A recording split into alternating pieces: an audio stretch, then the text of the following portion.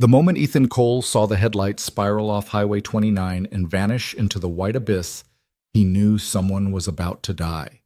The blizzard had turned the mountain pass into a screaming wall of ice and fury, the kind of storm that swallowed lives whole and didn't bother spitting out the bones until spring. He should have kept driving. Should have called 911 and let trained professionals handle it. Should have thought about his 7-year-old son waiting at his sister's house 30 miles down the mountain. But Sarah's face flashed through his mind. His wife, frozen beneath the lake ice 5 years ago while he'd hesitated, paralyzed by fear, and his hands were already wrenching the wheel toward the guardrail before conscious thought could override instinct. Not again. Never again. He slammed the truck into park, grabbed the emergency kit from behind the seat, and ran into the teeth of the storm that had already claimed one victim and seemed hungry for a second. Before we begin this journey through ice and redemption, I want to invite you to stay with me until the very end of this story. If it touches you, please hit that like button and drop a comment telling me what city you're watching from. I love seeing how far these stories travel. Now let's step into the blizzard together. The wind hit Ethan like a physical blow the moment he left the shelter of his truck. The temperature had dropped 20 degrees in the past hour, and the snow came at him sideways, each flake a tiny blade of ice that found every exposed inch of skin. His work boots, good enough for the construction sites where he spent his days, found uncertain purchase on the frozen asphalt as he made his way toward where the vehicle had disappeared. The guardrail had been sheared clean through, metal twisted outward like aluminum foil. Ethan's heart hammered against his ribs as he approached the edge, his flashlight beam swallowed almost immediately by the swirling white chaos below. The slope descended at a vicious angle, studded with rocks and skeletal trees that appeared and disappeared in the driving snow like accusations. "Help!" The voice was faint, nearly lost beneath the wind's howl, but it was there. Female. Terrified. Alive. "I'm coming!" Ethan shouted back, though he doubted she could hear him. He looped the climbing rope from his emergency kit around the nearest intact guardrail post, tested it twice, then began his descent into what felt like the mouth of winter itself. The slope tried to kill him 3 times in the first 30 feet. His boots slipped on hidden ice, sending him sliding 10 feet before the rope caught and jerked him to a halt that drove the air from his lungs. A rock that looked solid crumbled under his weight, nearly pitching him headfirst into a cluster of jagged stones below. The wind seemed to have personality and malice, shoving at him from different angles, trying to peel him off the mountainside like old paint. But Ethan had spent 5 years learning to function through fear. 5 years of waking up to an empty bed and a small boy who asked when mommy was coming home. 5 years of moving forward when every instinct screamed to curl up and surrender. He'd learned that you don't conquer fear, you just refuse to let it make your decisions. The SUV had come to rest against a cluster of pines about 60 feet down the slope, its front end accordioned around a boulder the size of a refrigerator. The driver's side was completely crushed, a tangle of metal and shattered glass that made Ethan's stomach turn. Nobody could have survived on that side. He worked his way around to the passenger side, where the damage was less severe. The window had shattered, and through the opening he could see her. She was maybe 35, dressed in what had probably been an expensive business suit before the crash had torn and bloodied it. Dark hair hung in her face, matted with blood from a gash across her forehead. Her eyes were open, but unfocused, shock written across her features in the slack set of her jaw and the shallow, rapid rhythm of her breathing. "Hey!" Ethan said, keeping his voice level and calm despite the adrenaline screaming through his system. "My name is Ethan. I'm going to get you out of here." Her eyes struggled to focus on him. My driver..." The words came out slurred, consciousness clearly fragile. Ethan shone his flashlight toward the driver's seat and immediately wished he hadn't. He turned back to the woman quickly. "We need to focus on you right now. Can you move your legs?" She seemed to think about this for a long moment, as if the question was in a foreign language. Finally, she shifted slightly, and Ethan saw her wince but successfully move both feet. "Good. That's good. Arms?" She lifted her right arm, then her left, though the latter movement brought a gasp of pain. "Probably dislocated shoulder," Ethan assessed, his construction site first aid training kicking in. "I'm going to open this door and get you out. It's going to hurt. I'm sorry, but we can't stay here." The door was jammed. The frame bent inward from the impact. Ethan braced his feet and pulled, muscles straining, the cold air burning his lungs as he fought against twisted metal and physics. The wind shrieked around them as if outraged that he dared to resist its claim on this life. The door gave way suddenly, nearly sending him sprawling. He caught himself and immediately leaned in, assessing how to move her without causing more damage. The seatbelt had locked during the crash, holding her in place, but also digging into her shoulder and chest hard enough to leave vicious bruising. "What's your name?" he asked as he worked the seatbelt release. "Vivian." The word came out barely above a whisper. "Vivian Cross." "Okay, Vivian, I need you to stay with me. Keep talking. Tell me about yourself." "I was meeting in Portland, driving back to Seattle. Jonathan said we should wait for morning, but I—" She trailed off, her eyes starting to drift closed. "Vivian," Ethan's sharp tone brought her back. "Stay awake. Tell me more. Who's Jonathan?" "My driver. He—" Understanding seemed to penetrate the shock. "He's dead, isn't he?" Ethan didn't answer directly. "Right now I need to focus on keeping you alive. We can't stay with the vehicle. The temperature's dropping fast, and there's no way a rescue team can reach us in this storm. There's an old logging cabin about half a mile east. I've used it before when weather trapped me on this route. We need to get there." I can't walk half a mile. I can barely think straight." "You don't have to walk," Ethan said, already maneuvering his arms under her legs and behind her back. "I'm going to carry you." "You can't carry someone my size that far in this storm." Ethan lifted her out of the vehicle, feeling her sharp intake of breath as the movement jostled her injured shoulder. She was lighter than he'd expected, though still a solid weight in his arms. "You'd be surprised what you can do when the alternative is freezing to death. Now hold on to me with your good arm, and whatever you do, don't let go." The climb back up to the road was infinitely worse carrying another person. The rope that had been his lifeline on the way down was now useless, and he had to pick his way up the treacherous slope with Vivian in his arms, every muscle screaming, his lungs burning with each breath of frozen air. Twice he slipped and barely caught himself, Vivian's body jarring against his chest. "Put me down," she murmured at one point. "You're going to kill yourself." "Not today," Ethan grunted, driving his boots into the snow and finding purchase on a buried root. "I made a promise 5 years ago that I'd never give up on someone again. I don't break promises." He didn't elaborate, and she was too far gone to ask, but those words seemed to pull from some reserve of strength he didn't know he still possessed. His thighs burned with the effort of climbing. His shoulders felt like they were tearing. His face had gone numb with cold minutes ago. None of it mattered. When he finally crested the ridge and made it back to the road, he wanted nothing more than to collapse and rest.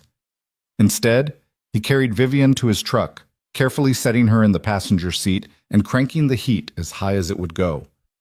"Stay awake," he commanded, though her eyes were already drifting shut again. "Vivian, look at me." She forced her eyes open, and for the first time he really saw her, saw past the blood and the shock to the sharp intelligence underneath, currently drowning in pain and cold and trauma, but still there, still fighting. "I'm taking you somewhere safe," he said, "but I need you to fight. Can you do that?" "I ran a company worth $2 billion, she whispered. "I think I can stay awake for a car ride." Despite everything, Ethan felt the corner of his mouth twitch. "That's the spirit. Keep that attitude handy. You're going to need it." The drive to the cabin was a white-knuckle nightmare. The road had already accumulated 4 inches of fresh snow, and visibility was down to maybe 15 feet in front of the truck. Ethan drove by memory and instinct, recognizing landmarks more by their absence than their presence. The broken fence post that marked the old Henderson property, the split oak that had been struck by lightning 2 summers ago. Vivian drifted in and out of consciousness despite his repeated attempts to keep her talking. Each time her eyes closed, panic spiked through him. Hypothermia was setting in. He could see it in the way she'd stopped shivering, in the increasing slur of her words, in the bluish tint creeping into her lips. "Tell me about your company," he said, desperate to keep her engaged. "What do you do?" "Cross Industries, tech development, AI integration for—" She paused, struggling. "For infrastructure management, boring stuff. Jonathan always said I should work on my elevator pitch." Her words were running together now, consciousness fragmenting. Ethan pushed the truck harder, the engine whining in protest as he forced it through deepening snow. The turnoff for the cabin appeared suddenly, marked only by a gap in the tree line that most people wouldn't even notice. Ethan took it without hesitation, the truck's tires spinning briefly before finding traction on the forest road. This path was even worse than the highway, rutted and overgrown, designed for heavy logging equipment, not civilian vehicles in blizzard conditions. The cabin materialized out of the storm like something from a fever dream, a squat structure of weathered logs with a corrugated metal roof, windows boarded over, looking abandoned and possibly haunted. To Ethan, it looked like salvation. He parked as close to the door as possible, killed the engine, and turned to Vivian.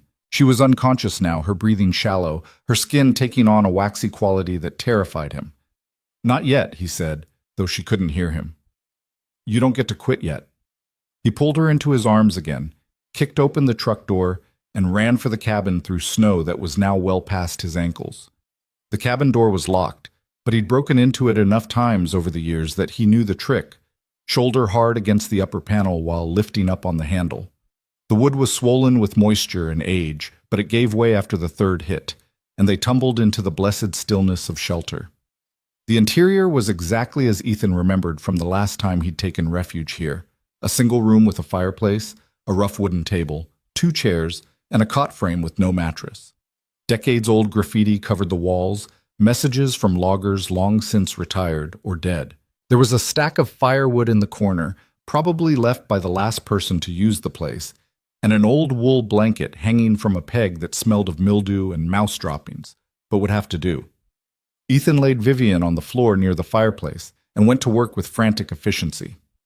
First, fire. He still had the emergency kit, which included waterproof matches and fire starter tablets. Within minutes, he had flames crackling, their warmth beginning to push back against the cold that had invaded every corner of the cabin. Next, he turned his attention to Vivian. Her clothes were soaked through from the snow, and hypothermia protocol was clear: wet clothes had to go. He tried not to think about the implications, tried to see this as nothing more than a medical necessity, which is exactly what it was. "I'm sorry," he said, even though she couldn't hear him. "I'm just trying to keep you alive." He removed her torn suit jacket, her ruined blouse, working as quickly and clinically as possible. Her bra was also soaked, and after a moment's hesitation, he removed that too, immediately covering her with his own dry flannel shirt. He left her slacks on. They were damp but not soaked, and wrapped her in the musty blanket before turning his attention to her injuries. The gash on her forehead had mostly stopped bleeding, though it would definitely need stitches once they got proper medical attention. Her left shoulder was indeed dislocated. He could see the unnatural angle even through the shirt he'd draped over her. He had some experience with this from construction sites, but it wasn't something he wanted to attempt unless absolutely necessary. Her core temperature was the immediate concern. Even with the fire building, even wrapped in the blanket, she was still too cold, her body's ability to generate heat compromised by shock and injury. Ethan knew what the survival manual said, knew what any rational person trained in wilderness first aid would do in this situation. That didn't make the decision any easier. He stripped off his own wet outer layers, jacket, boots, socks, leaving only his jeans and undershirt. Then he lay down beside Vivian, pulling her against him and wrapping both of them in the blanket, sharing his body heat with hers in the most direct way possible. It wasn't comfortable. It wasn't pleasant. Her skin was like ice against his, drawing the warmth from his body in a way that made him shiver. But he could feel her breathing, could feel the faint flutter of her heartbeat against his chest, and that was enough. "Come on, Vivian Cross, CEO of whatever company you said," he murmured against her hair. "You survived a wreck that should have killed you. You survived me hauling you up a mountain. Don't you dare give up now." Time lost meaning in the flickering firelight. Ethan fed the fire periodically, reluctant to leave Vivian but knowing they needed the heat. He assessed her injuries more thoroughly as she warmed, noting the extensive bruising across her ribs from the seatbelt, the swelling in her ankle, the countless cuts and scrapes that decorated her arms.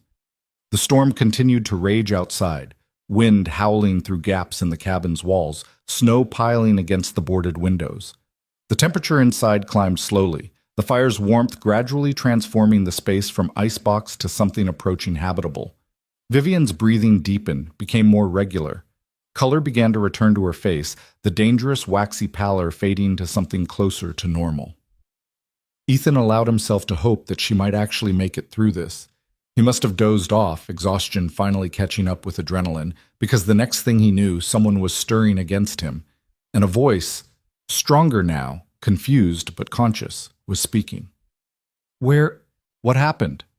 Ethan opened his eyes to find Vivian staring at him with a mixture of disorientation and dawning horror as she registered their situation. The unfamiliar cabin, the fire, the fact that she was wearing his shirt and nothing else, pressed against a strange man under a musty blanket. "It's okay," he said quickly, starting to pull away. "You're safe. You were in an accident, and you were going into hypothermia. I had to get you warm. I wasn't—" "The crash," she interrupted, memory flooding back. The horror on her face transformed into something deeper, darker. "Jonathan. Oh my God, Jonathan." "I'm sorry," Ethan said quietly. "There was nothing. He has a wife, 2 kids. He sent me pictures last week of his daughter's soccer game." Tears began to stream down her face, and she tried to sit up, gasping as the movement sent pain lancing through her shoulder. "Easy," Ethan said, helping her settle back against the makeshift bedding he'd created from their coats. "Your shoulder's dislocated. Try not to move it." "Who are you?" she asked, looking at him properly for the first time. "Ethan Cole. I was driving back from a job site when I saw your vehicle go off the road. There's no cell service up here, and with the storm, there was no way to get you to a hospital. This cabin was the only shelter for miles." Vivian looked around the Spartan space, taking in the graffiti-covered walls, the ancient fireplace, the complete absence of modern amenities. "Where are we?" "Old logging cabin about half a mile from where you crashed. It's been abandoned for probably 20 years, but it's still structurally sound, and it has a fireplace. In a blizzard like this, that makes it a 5-star hotel." She started to laugh, then winced as the movement aggravated her injuries. "I was in a $10,000 suit this morning. Now I'm in an abandoned cabin wearing some stranger's shirt. For what it's worth, that suit was unsalvageable. And I'm sorry about everything. I did what I had to do to keep you from dying of hypothermia." Vivian looked at him for a long moment, and Ethan saw her truly processing the situation. The fire he'd built, the careful way he'd positioned her near the warmth, the fact that he'd given her his shirt, even though he was now sitting there in just an undershirt in a drafty cabin. "You saved my life," she said quietly. "I pulled you from a wreck and carried you to shelter. Nature and your own body did the rest." "Don't diminish it. I know what hypothermia means. I know—" She paused, clearly struggling with something. "I know what you had to do.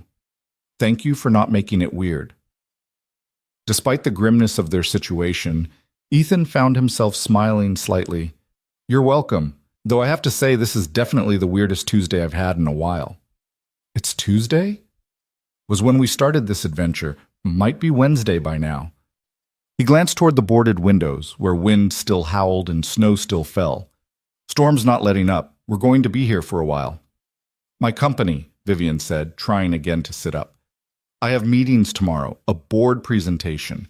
I need to—" "You need to stay still and let your body recover," Ethan interrupted firmly. "Whatever meetings you have, they'll survive without you.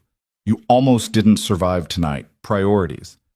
She looked like she wanted to argue, but another wave of pain from her shoulder seemed to convince her of the wisdom in his words. She settled back, pulling the blanket more tightly around herself. "You mentioned a promise," she said after a moment. "When you were carrying me up the slope, you said you made a promise 5 years ago." Ethan fed another log into the fire, not looking at her. "My wife died 5 years ago. Went through the ice on Clearwater Lake. I was there. I should have gone in after her right away, but I hesitated, froze up. By the time I moved, it was too late." He finally met her eyes. "I promised myself I'd never hesitate again. Never let fear make me a coward. So when I saw your vehicle go off the road, there wasn't really a choice. There was just what needed to be done." Vivian was quiet for a long time, firelight dancing across her features, revealing and concealing emotions too complex to name. "I'm sorry about your wife." "Me too." Ethan paused. "I have a son, Jamie. He's 7. Staying with my sister tonight because I took a late job. He's probably worried sick by now, but there's no way to contact anyone until this storm clears. What do you do? For work, I mean. Construction. Mostly residential, some commercial. I'm a Finnish carpenter by trade, but I take what I can get. Single dad with a mortgage. You know how it is. I really don't, Vivian admitted. My life was very different from that. Board meetings and earnings calls and strategic partnerships. I haven't worried about a mortgage in 15 years. Then what were you doing driving through a blizzard instead of waiting for morning? She was quiet for so long that Ethan thought she might not answer. Finally, she said, "Because waiting feels like weakness. Because I've built an entire empire on the principle that I don't let weather or circumstances or other people's caution dictate my choices. Because," she laughed bitterly, "because I'm an idiot who valued getting back to Seattle 3 hours earlier over the life of my driver. You didn't cause the storm." "No, but I caused us to be in it. Jonathan told me we should wait. I overruled him. I always overrule everyone." Tears began again, silent and devastating. "He has a wife. 2 little kids who are going to grow up without their father because I couldn't stand the idea of spending a night in Portland." Ethan moved closer, not touching her, but near enough to offer presence. "What happened tonight was an accident, a terrible, tragic accident. But weather is unpredictable. Roads are unpredictable. You can make every right choice and still have things go wrong.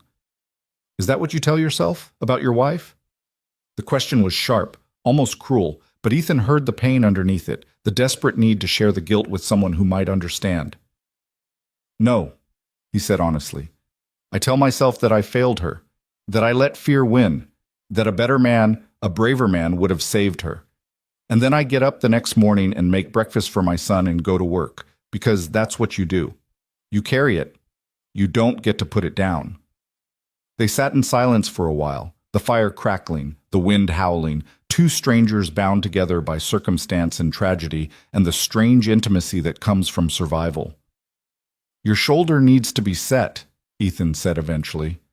"I've done it before, but it's going to hurt. A lot." "More than it hurts now." "Briefly, yes, but then it'll feel better, relatively speaking." Vivian closed her eyes, breathed deeply, then nodded. "Do it." Ethan positioned himself carefully, one hand on her upper arm, the other supporting her shoulder. "On 3. 1, 2. He pulled on 2, not 3, because people always tensed on 3.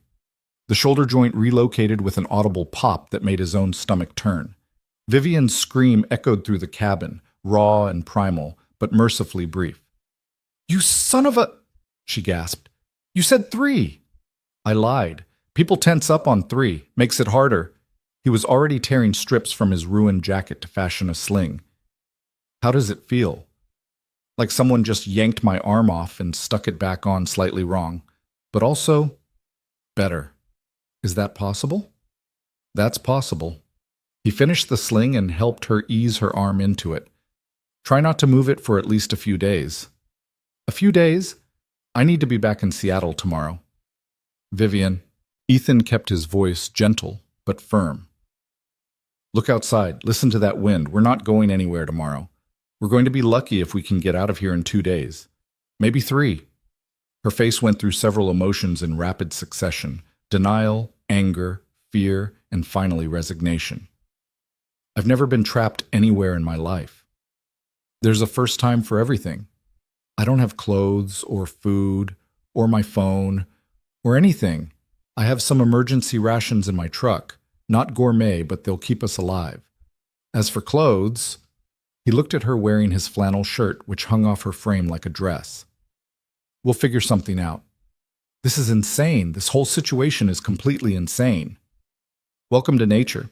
She doesn't care about your schedule or your company or your $10,000 suits. She just is." Vivian started to laugh, a slightly hysterical edge to it that worried Ethan until he realized she was also crying, the laughter and tears mixing together into something that was neither but both.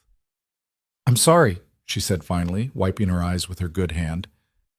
"I'm not usually this—" she gestured vaguely at herself. "Emotional." You survived a crash that killed your driver, got hauled up a mountain by a stranger, had your shoulder relocated without anesthesia, and learned you're trapped in an abandoned cabin for the foreseeable future. I think you're entitled to some emotions. When you put it that way, she pulled the blanket more tightly around herself. Thank you. For everything. For risking your life to save mine. For being decent about all of this. For not being weird or creepy or... I have a 7-year-old son, Ethan said quietly. I'd like to think that if I died tomorrow, someone would show his mother the same respect and care that I'm showing you. Basic human decency isn't something to be thanked for. It should just be the baseline. You'd be surprised how rare it actually is. In my world, anyway. Maybe you're in the wrong world. She considered this, firelight casting shadows across her face. Maybe I am. The night deepened around them, the storm showing no signs of abating. Ethan made a trip out to his truck, braving the wind and snow to retrieve the emergency rations, a few bottles of water, and an extra blanket he kept in the back. By the time he returned, teeth chattering and covered in fresh snow, Vivian had managed to scoot herself closer to the fire. I thought you'd frozen out there, she said. Not yet, though I'm starting to understand how it happens. The cold doesn't hurt after a while. It just makes you want to lie down and sleep. That's horrifying. That's hypothermia, your body's way of giving up. He shook the snow from his hair and joined her by the fire, unpacking the meager supplies. We've got protein bars, trail mix, and beef jerky. Not exactly 5-star dining. At this point, I'd eat cardboard. She accepted a protein bar and examined it like it was an alien artifact. I haven't eaten one of these since college. They taste pretty much the same, which is to say, terrible. They ate in companionable silence, the simple act of consuming calories bringing a measure of normalcy to their surreal situation. Outside, the blizzard continued its assault on the mountain, but inside the fire held, and they were warm and alive and together. Tell me about your son, Vivian said after a while. Jamie, right? Ethan's face softened in a way that transformed him, grief and worry giving way to pure love. He's 7. Smart as hell, probably too smart for his own good. Wants to be a paleontologist this week, though last week it was an astronaut, and the week before that a pizza chef. Ambitious. He doesn't know how to be anything else.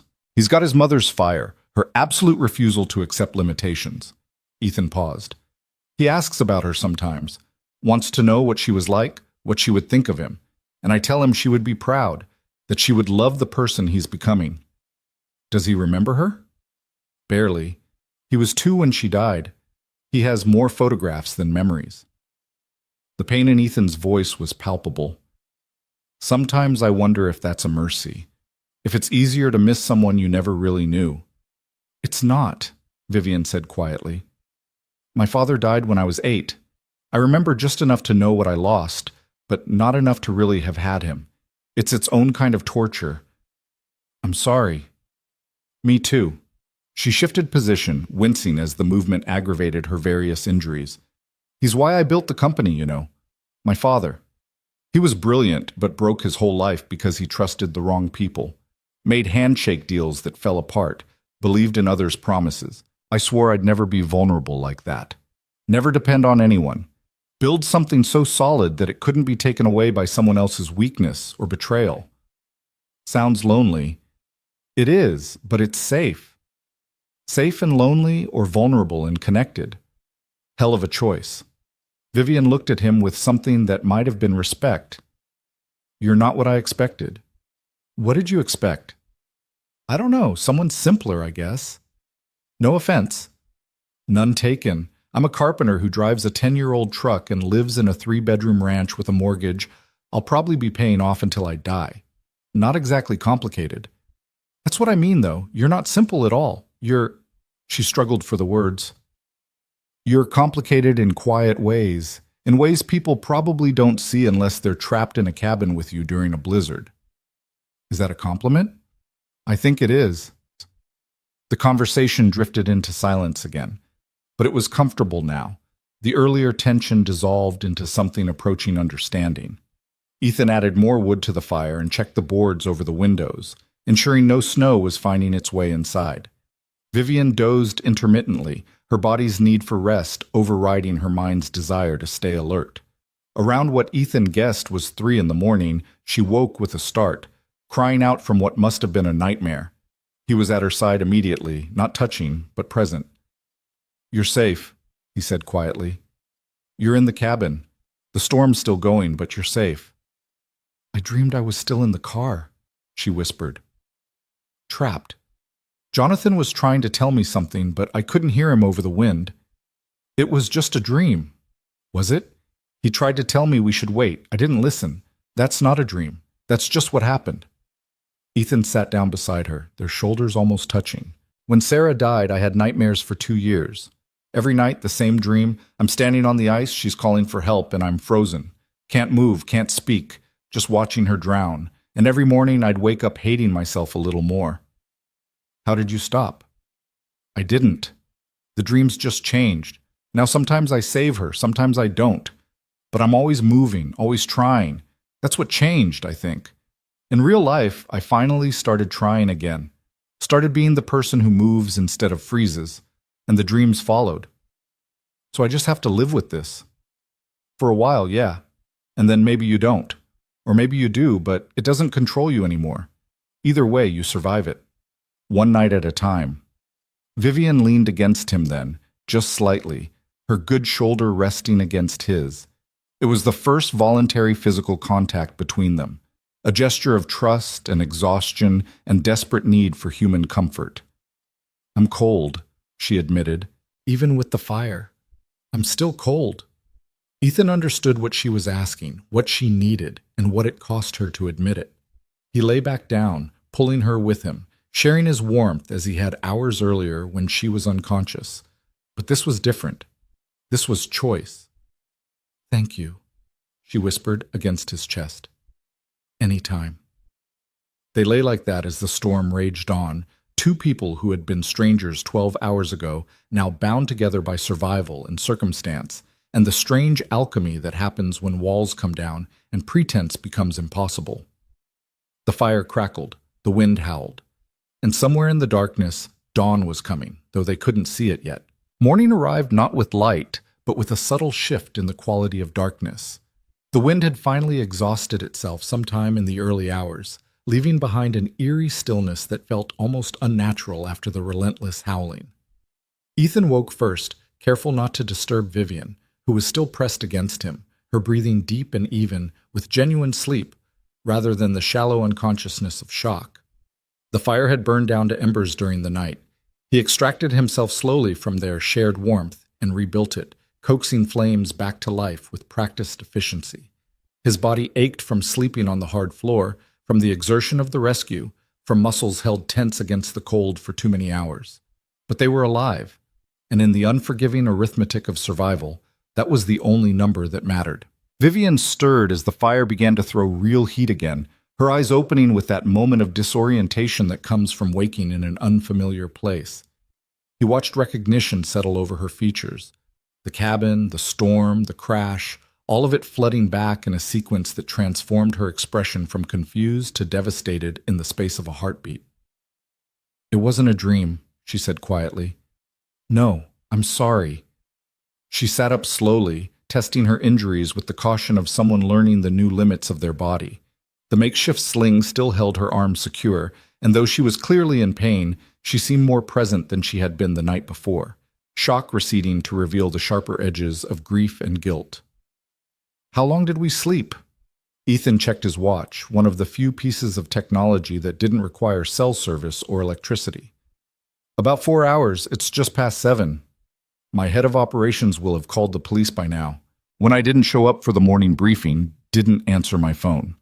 She looked toward the boarded windows, where weak gray light was beginning to filter through gaps in the wood. "They'll be looking for me. They won't find us until this storm clears enough for helicopters or snowmobiles. The roads are impassable, and even if they weren't, nobody knows we're here. This cabin isn't on any maps. It's not supposed to exist anymore. So we just wait. We wait. And we stay warm and fed and alive so that when rescue does come, we can walk out of here under our own power." He handed her a bottle of water and a protein bar. "Breakfast."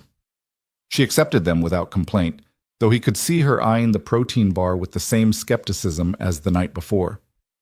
I usually have Greek yogurt and fresh berries, prepared by my private chef. Well, your private chef didn't get trapped in a blizzard, so I'd say he made the better choice. Despite everything, she smiled. Fair point. She bit into the protein bar and made a face. These really haven't improved since college. Some things are timeless in their terribleness.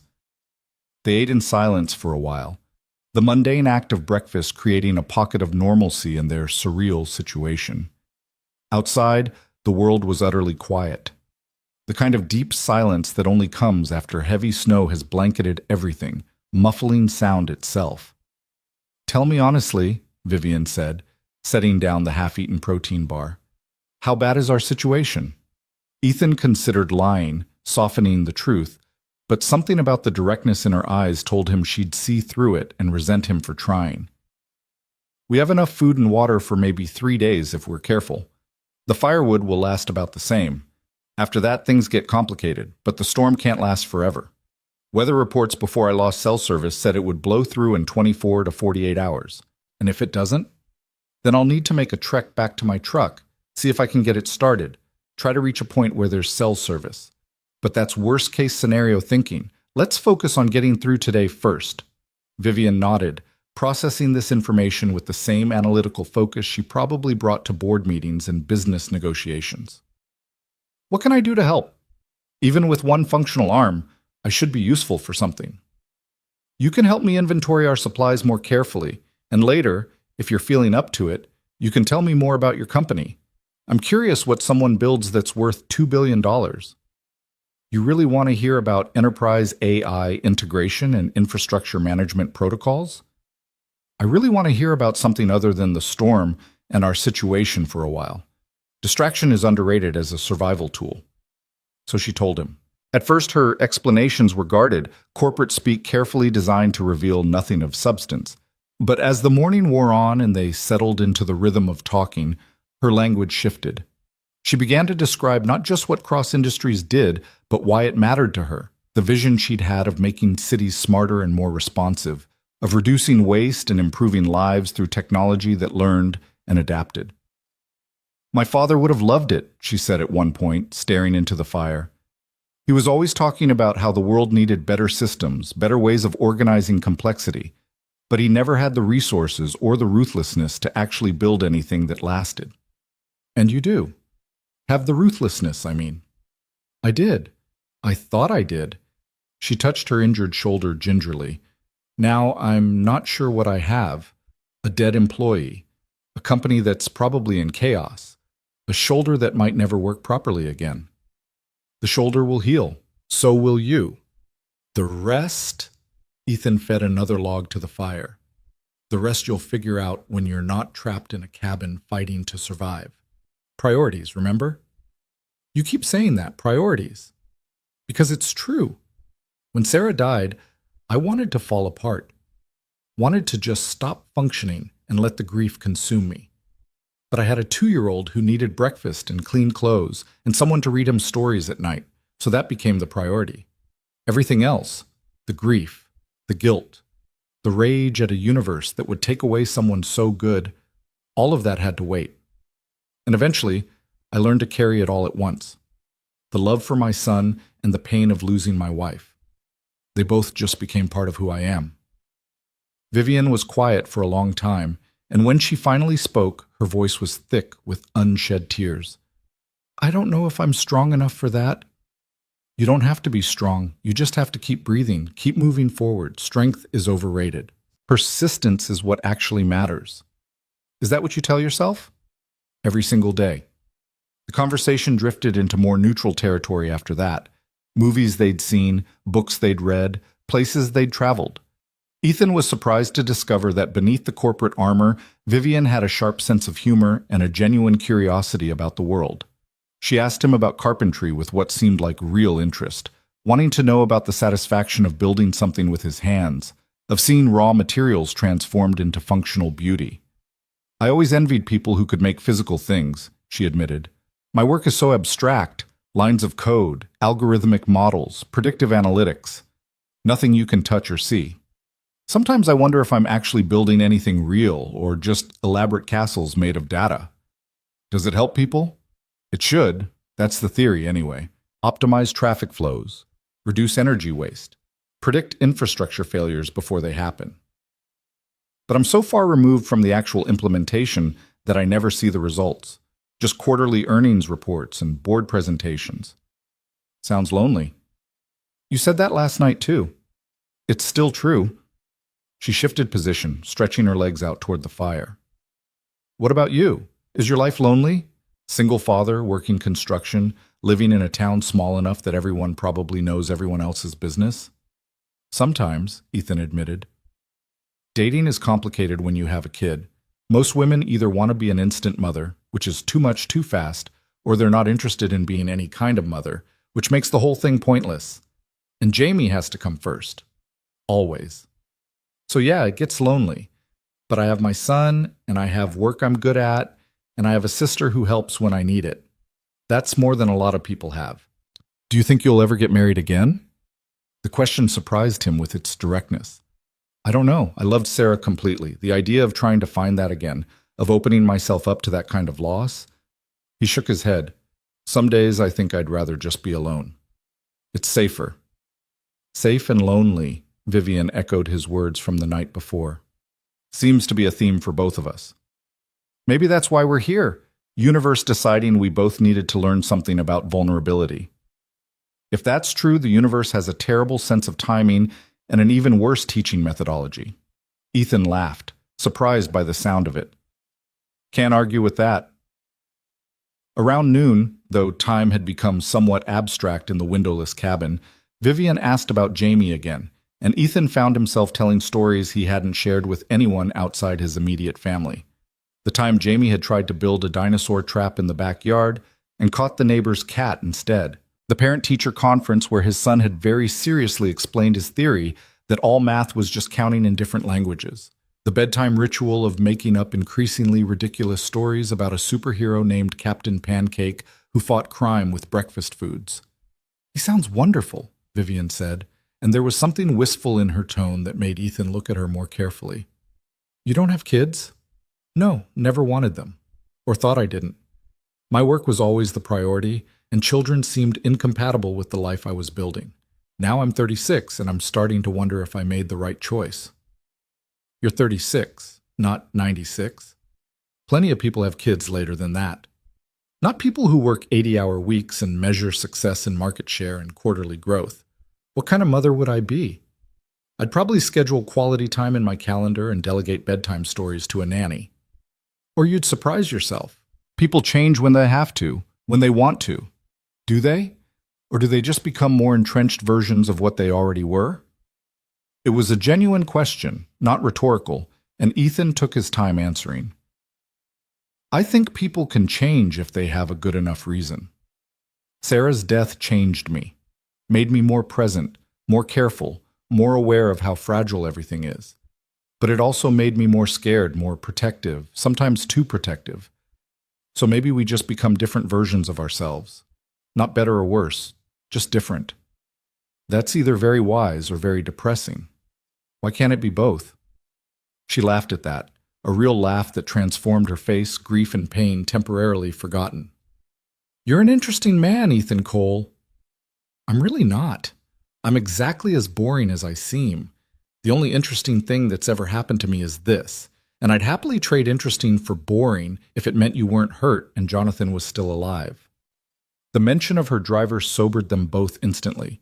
Vivian's face closed off, the brief moment of lightness extinguished like a candle in wind. I need to tell his wife, she said quietly.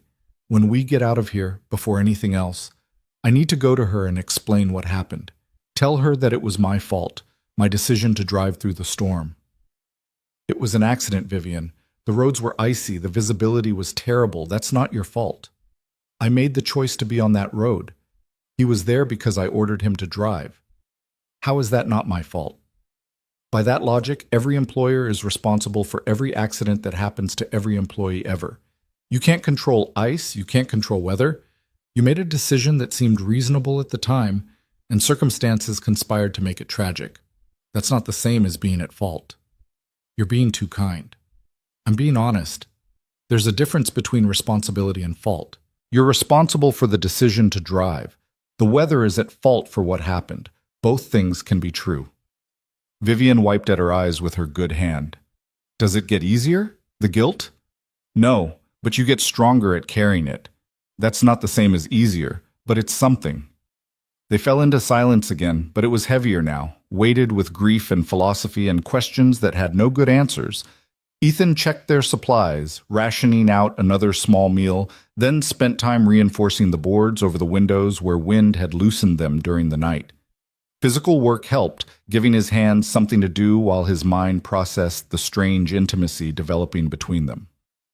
Vivian watched him work, and he was conscious of her eyes on him in a way that made him self-conscious. When he finally sat back down by the fire, she spoke. Can I ask you something personal? We've spent the night pressed together, sharing body heat. I think we're past the point of too personal. Fair enough. She hesitated, choosing her words carefully. Last night, when you had to remove my wet clothes and share the blanket, were you attracted to me? Even a little? The question hung in the air between them, loaded with complexity and vulnerability. Ethan met her eyes directly. Yes, he said simply. You're a beautiful woman. But that's not what that moment was about. Noticing that someone is attractive and acting on it are completely different things. I needed to keep you alive. Everything else was noise. Thank you for being honest and for being decent. You keep thanking me for basic human behavior. Your standards for men must be pretty low. You'd be surprised, or maybe you wouldn't. She pulled the blanket more tightly around herself. I've dated powerful men, wealthy men, men who seemed perfect on paper, and almost without exception, they saw me as either a conquest or a competition, someone to defeat or someone to possess, never just as a person. Then you've been dating the wrong men. Clearly. Though in my defense, the right men don't usually move in the same circles as billionaire CEOs. Lucky for them. She smiled at that. You don't like rich people much, do you? I don't dislike them. I just don't find wealth particularly interesting. Some of the best people I know are broke. Some of the worst people I know have more money than they could spend in 10 lifetimes. The numbers in your bank account don't tell me anything useful about who you are. What does tell you something useful? How you treat people who can't do anything for you. How you handle failure. Whether you take responsibility for your mistakes. What you do when nobody's watching. He paused. And whether you can admit when you're scared. I'm terrified, Vivian said quietly. Right now, in this cabin, with you. I'm absolutely terrified. Of me? No. Of this. Of feeling comfortable with someone I just met. Of wanting to keep talking to you even though we're trapped here. Of the fact that in less than 24 hours, you've seen me more clearly than people I've known for years. She was crying now, tears streaming down her face. I'm terrified that when we leave here, I'll go back to my company and my board meetings and my empty penthouse, and I'll forget what this feels like. Being real, being seen, being with someone who doesn't want anything from me except for me to stay alive. Ethan moved closer, not quite touching her, but near enough that his presence offered comfort. You won't forget. This isn't the kind of thing people forget. How do you know? Because 5 years later, I can still feel the exact texture of the ice under my hands when I tried to reach Sarah, can still hear the sound it made when it cracked. Some moments burn themselves into you so completely that they become part of your foundation. This is one of those moments for both of us. That's not exactly comforting. No, but it's true. They sat in silence for a while, the fire crackling, the cabin creaking slightly as the wood contracted in the cold. Outside, the world remained frozen and still, a landscape transformed into something alien and beautiful and deadly. Tell me more about Jamie, Vivian said eventually. I want to hear more stories. So Ethan talked, pulling up memories like photographs from a treasured album. He told her about teaching his son to ride a bike, about the solemn concentration on Jamie's face as he'd pedaled independently for the first time, about the elaborate fort they'd built in the living room one rainy weekend, using every blanket and cushion in the house. About the questions Jamie asked that had no good answers. Why do people die? Where did mommy go? Will you die too someday? What do you tell him when he asks those questions? The truth, as best I can. That people die because our bodies stop working. That his mom is gone, and I miss her too, and it's okay to be sad about that. That yes, I'll die someday, but hopefully not for a very long time, and until then I'm going to be here for him every single day. That must be hard, being both parents. Some days it's impossible. I mess up constantly, lose my patience when I shouldn't, forget things I promised to remember, struggle to explain concepts I barely understand myself. But I show up, every morning, every night, through good days and terrible ones. That has to count for something. It counts for everything. The afternoon wore on, and with nothing to do but wait and talk, they did exactly that. Vivian told him about building her company from nothing, about the early days when it was just her and two programmers working out of a garage, surviving on ramen and ambition. About the first major contract that had validated everything she'd worked for. About the moment when she realized she'd built something that would outlast her, that had value beyond her own need to prove herself. But somewhere along the way, it stopped being about the vision and started being about the empire, she admitted. About growth for its own sake. Market dominance, crushing competitors. I forgot why I started in the first place. It's not too late to remember, isn't it? I'm the CEO of a multi-billion-dollar corporation. I have shareholders and board members and quarterly earnings expectations. I can't just decide to prioritize meaning over profit. Why not? The question stopped her cold. Because that's not how it works. Because I have responsibilities. Because people depend on me. And what about you? Who do you depend on? She had no answer for that. As evening approached and shadows began to gather in the corners of the cabin despite the fire's light, Ethan noticed Vivian shivering again. The temperature had dropped with the sun, and their supplies of firewood, while adequate, weren't infinite. We should probably do what we did last night, he said carefully. Share body heat. It's going to be another cold one. Vivian nodded, no hesitation this time, and they arranged themselves by the fire with the blankets wrapped around them both. The position was familiar now, comfortable in a way that should have been strange given how recently they'd met. Ethan? Her voice was quiet in the gathering darkness. Yeah? Thank you for not making this weird, for treating me like a person instead of a situation to manage or a problem to solve. You are a person. That's not something you need to thank me for recognizing. She was quiet for a moment, then said, When we get out of here, can I meet Jamie? I'd like to meet the person you talk about with so much love.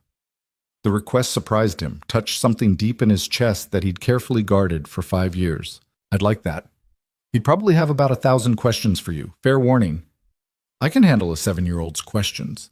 Might be easier than board meetings. Don't be so sure. Jamie once asked me to explain why clouds float and got progressively more disappointed with each answer I gave. He's a tough crowd. They talked through the evening, through the slow descent of full darkness, through the point where conversation gave way to comfortable silence. The fire burned low, and Ethan added more wood, their precious supply diminishing but still adequate for another day. Maybe 2 if they were careful. Vivian fell asleep before he did, her breathing deepening, her weight settling more fully against him. Ethan stayed awake longer, keeping watch over the fire, over her, over their small pocket of warmth and safety in the midst of the frozen mountain. Tomorrow would bring its own challenges. Tomorrow they'd have to make decisions about whether to wait or try to reach help. Tomorrow, the real world would start asserting itself again, with all its complications and demands. But tonight, in this moment, they were simply 2 people keeping each other alive, and that was enough. Ethan closed his eyes and let sleep take him, the sound of Vivian's breathing a counterpoint to the crackling fire, both of them holding on to warmth and life, and the fragile connection they'd built in the space between disaster and survival. The second morning began with a sound that didn't belong to the wilderness, the distant thrum of helicopter rotors cutting through the still air. Ethan was awake instantly, already moving toward the door before his conscious mind fully processed what he was hearing. Vivian stirred beside the fire, disoriented and reaching instinctively for him before remembering where she was. Is that search and rescue? Ethan confirmed, already pulling on his boots. Stay here. Keep the fire going. I need to signal them. He grabbed the emergency flare from his kit and burst out of the cabin into a world transformed. The storm had deposited at least 3 feet of fresh snow, turning the landscape into an endless expanse of white, punctuated only by the dark spikes of pine trees. The sky above was clear and painfully blue, the kind of crystalline winter morning that would have been beautiful under any other circumstances. The helicopter was still distant, its search pattern taking it along the highway corridor. Ethan waded through snow that came up past his knees, fighting toward the small clearing in front of the cabin where he'd have the best chance of being seen. His fingers were already going numb as he fumbled with the flare, the cold biting through his inadequate clothing. He fired the flare skyward, watching the bright red streak arc against the blue, a man-made star burning its brief and desperate message into the winter air. For a terrible moment, he thought they hadn't seen it, that the helicopter would continue its pattern and disappear over the ridge. But then the rotor's pitch changed, the aircraft banking sharply and heading directly toward them. "They saw us!" he shouted back toward the cabin, where Vivian had appeared in the doorway despite his instructions to stay inside. "They're coming!" Relief flooded through him so powerfully it was almost painful, the tension of the past 36 hours releasing all at once. They were going to be okay. They were going to get out of here. Jamie would get his father back, and Vivian would get proper medical care, and this strange pocket of existence they'd been trapped in would finally end.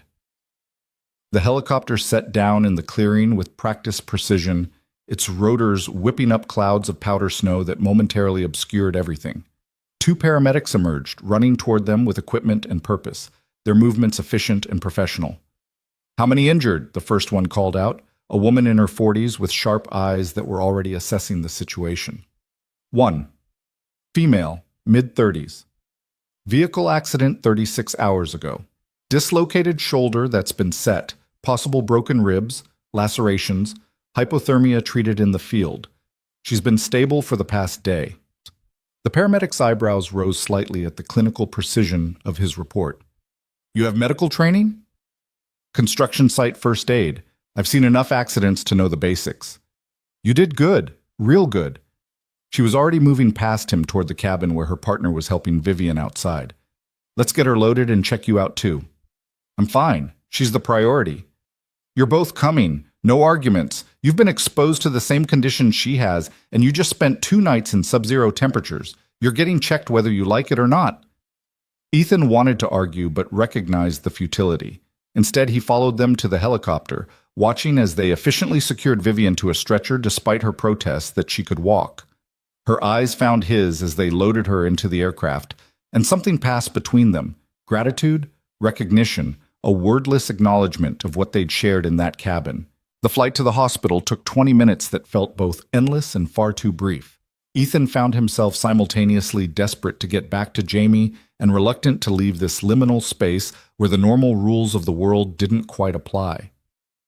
The paramedics worked on Vivian during the flight, checking vitals, starting an IV, asking questions she answered with increasing clarity as the shock of rescue wore off. "There was a driver," she said at one point, her voice cutting through the helicopter's noise. "In the vehicle. He didn't make it. Someone needs to recover him."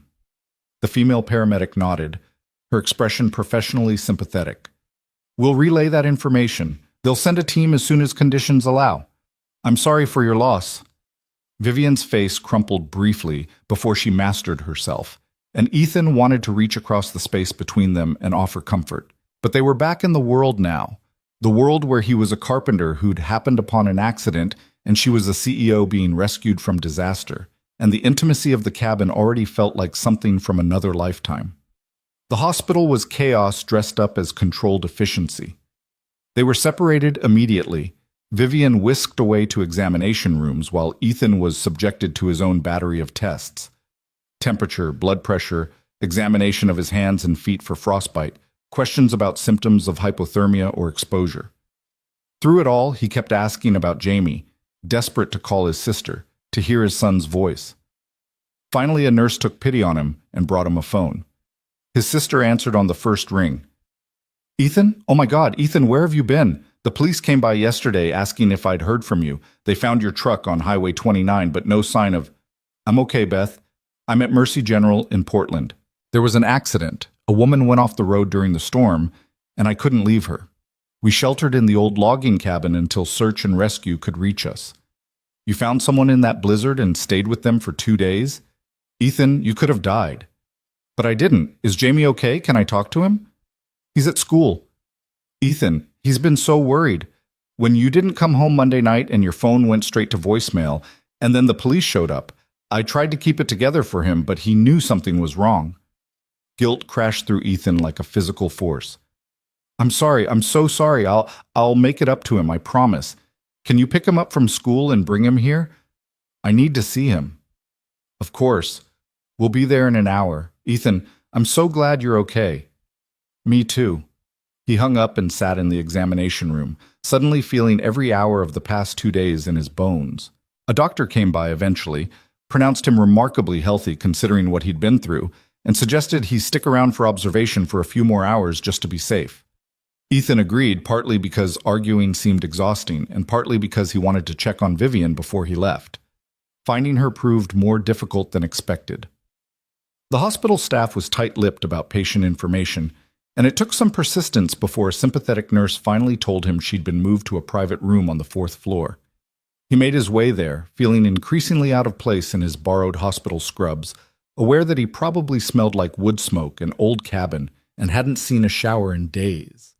The room was typical of expensive private care, more like a hotel suite than a hospital room, with wood-grain floors and a flat-screen television and furniture that looked like it came from a catalog rather than medical supply.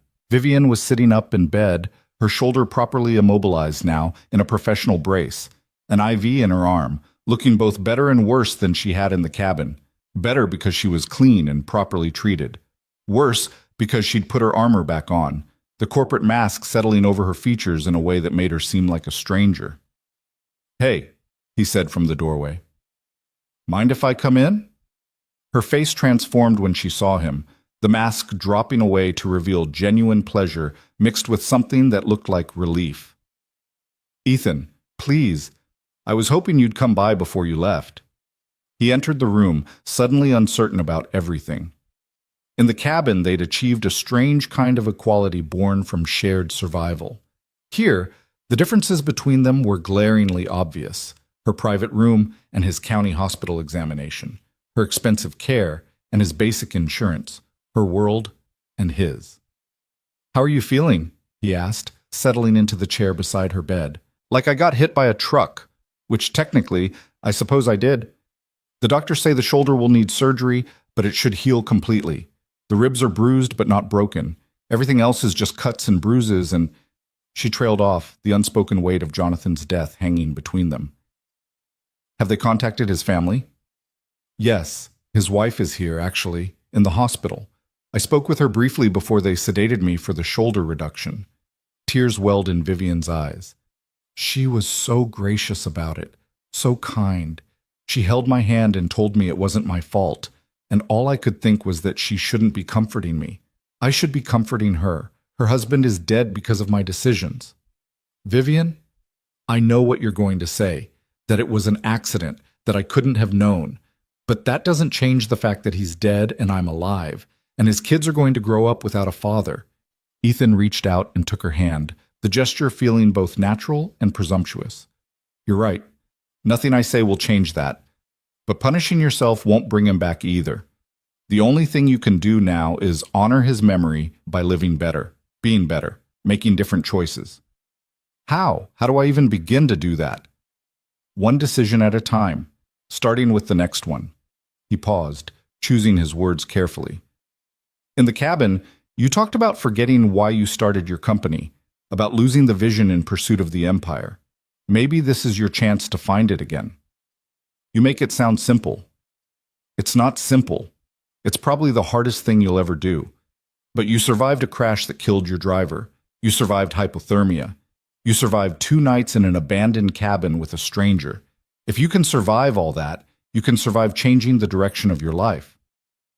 Vivian was quiet for a long moment, her fingers tight around his. "Will I see you again? After today?" The question hung in the air between them, loaded with possibility and complications. Ethan thought about his life, the small house, the modest income, the 7-year-old who was his entire world. He thought about her life, the boardrooms and the billions, the power and the pressure.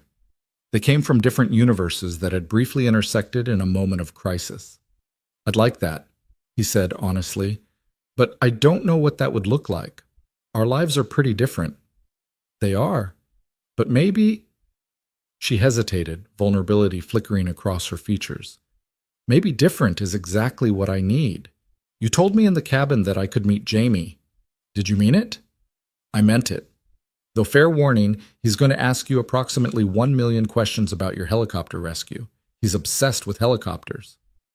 I think I can handle that. She smiled, but it faded quickly. My assistant is on the way here with my phone and my laptop. As soon as I'm released, I'll be buried in crisis management and damage control and all the things that have piled up over the past 2 days. It would be very easy to let this moment disappear. To go back to my life and let you go back to yours and pretend the cabin never happened. Is that what you want? No.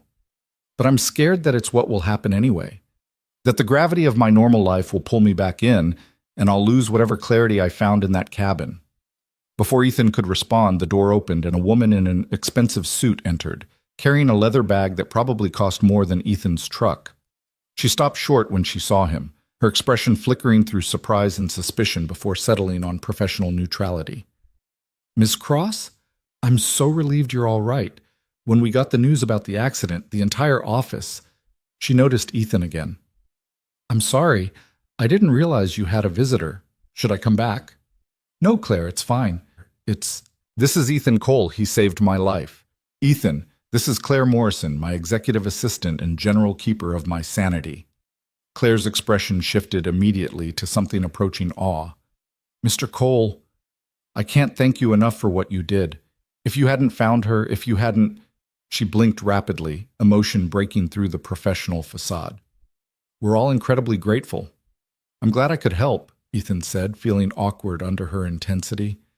Claire set the leather bag on the bedside table and immediately went into efficiency mode, pulling out devices and chargers with practiced precision.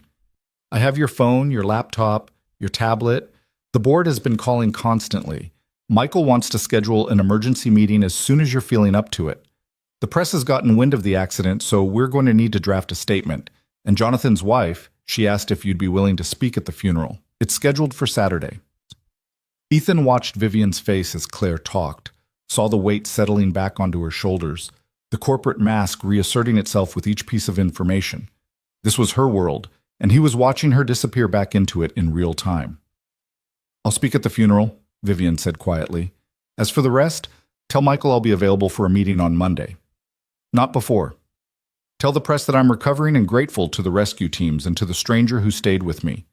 Don't mention Ethan by name unless he gives permission. Actually, Ethan stood, recognizing a cue when he saw one. I should go. My sister is bringing my son, and I want to be ready when he gets here. Of course. Vivian's eyes met his, and he saw pleading in them, a silent request not to let this be the end. Thank you for everything. Take care of yourself, Vivian.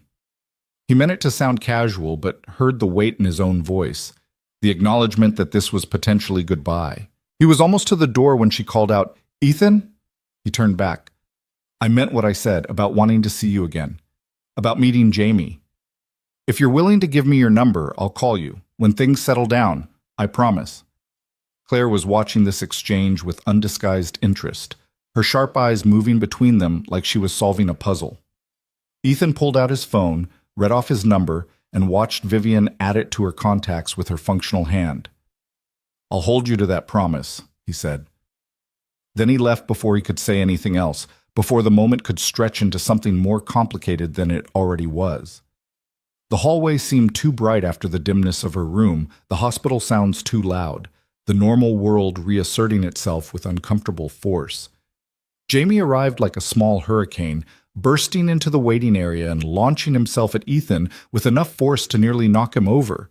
Dad! Dad! You're okay! Aunt Beth said you helped someone in the snow and you were a hero, and the police were looking for you, and...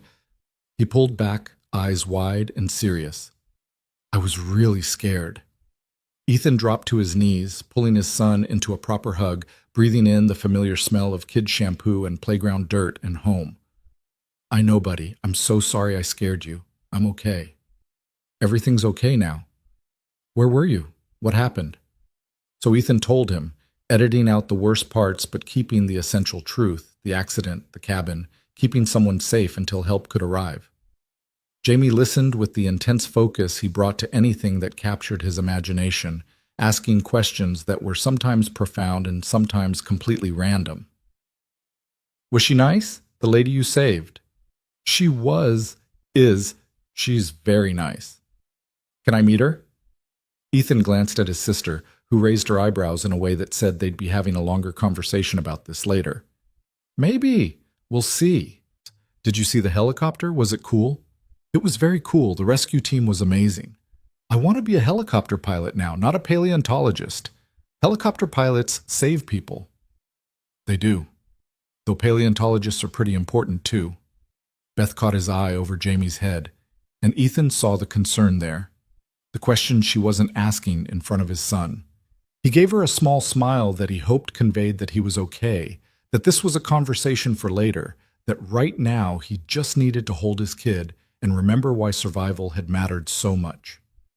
They left the hospital together, stepping out into afternoon sunshine that felt almost aggressively cheerful given everything that had happened.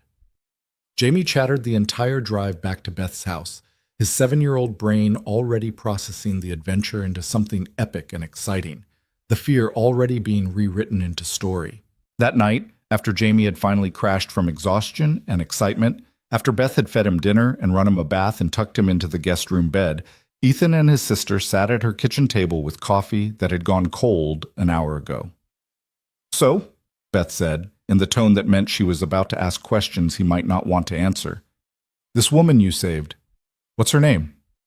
Vivian Cross? Beth's eyes widened. As in Cross Industries' Vivian Cross? The tech billionaire? Apparently.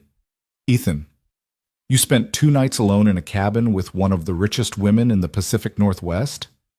I spent 2 nights keeping another human being alive. Her bank account wasn't really relevant to the situation. But you like her.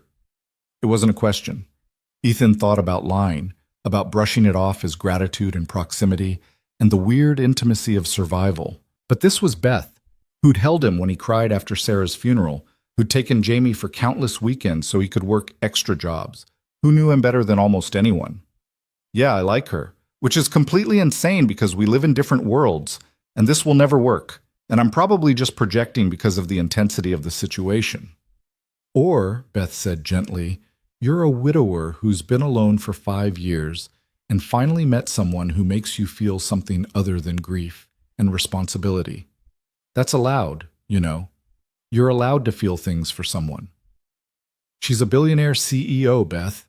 I'm a carpenter with a mortgage and a 7-year-old. What kind of future could we possibly have? I don't know. But maybe you owe it to yourself to find out. You've spent 5 years putting everyone else first. Jamie, your clients, even Sarah's memory. When do you get to put yourself first for once? Ethan didn't have an answer for that. He went to bed in Beth's guest room. Jamie sprawled across the other bed in that boneless way kids sleep and stared at the ceiling for hours. His phone sat on the nightstand, silent. Vivian had his number now. The question was whether she'd use it, whether their promises in the hospital would survive contact with her real life, whether the connection they'd forged in the cabin could exist anywhere else. 3 days passed. Jamie went back to school, armed with a story about his dad, the hero that made him temporarily famous among the second-grade set.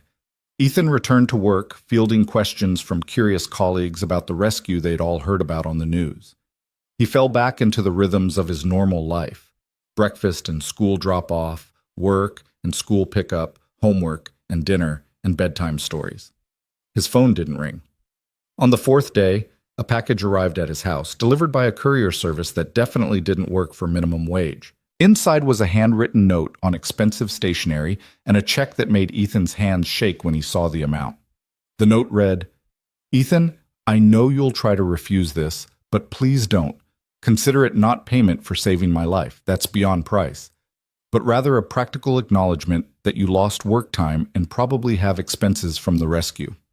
Jonathan's funeral is Saturday at 2 p.m. at Riverside Chapel in Seattle. I would be honored if you'd attend, though I understand if you'd prefer not to.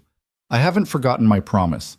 I'm just trying to figure out how to keep it without disrupting your life or using my resources in ways that would make you uncomfortable. Thank you for giving me something to think about other than work. It's been a revelation. Vivian. The check was for $50,000. Ethan sat at his kitchen table, staring at the number, trying to process what it represented. This was more than he made in a year of construction work. This was Jamie's college fund paid off in full. This was security and breathing room and the ability to say no to jobs he hated. This was also deeply uncomfortable, a reminder of the vast gap between their lives, a transaction that tried to put a price on something that had felt priceless. He should return it. Every instinct told him to return it. But he thought about Beth's words. When do you get to put yourself first? And about Jamie's future, and about the fact that Vivian was right. He had lost work time, and his truck needed new tires, and the water heater was making concerning noises. He deposited the check. Then he called his sister. I need you to watch Jamie on Saturday. I'm going to Seattle. The funeral? The funeral. Good, Beth said firmly. It's about time you took a chance on something other than safety. Saturday arrived cold and clear, the kind of winter day that made the Pacific Northwest look like a postcard. Ethan borrowed a suit from a friend, made sure Jamie was settled with Beth, and made the drive to Seattle feeling like he was heading toward something significant but couldn't quite name what.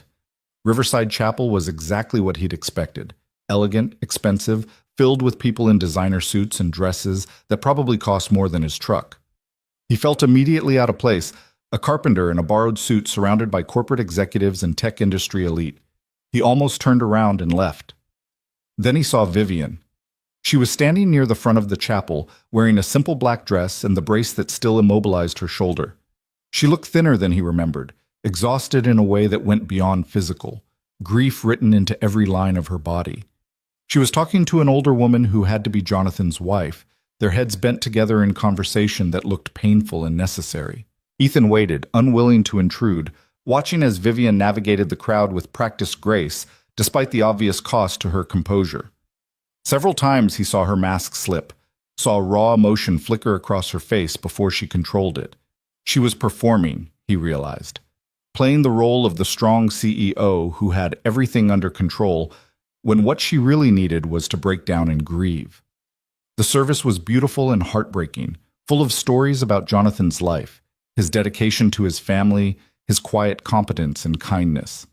Vivian spoke briefly, her voice steady but thick with emotion, talking about his professionalism and his humanity, about the gap between what employees meant on paper and what they meant in reality.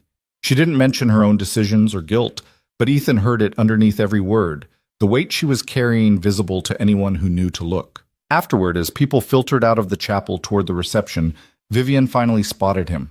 Her face transformed, relief and something that looked like joy breaking through the grief, and she made her way toward him through the crowd.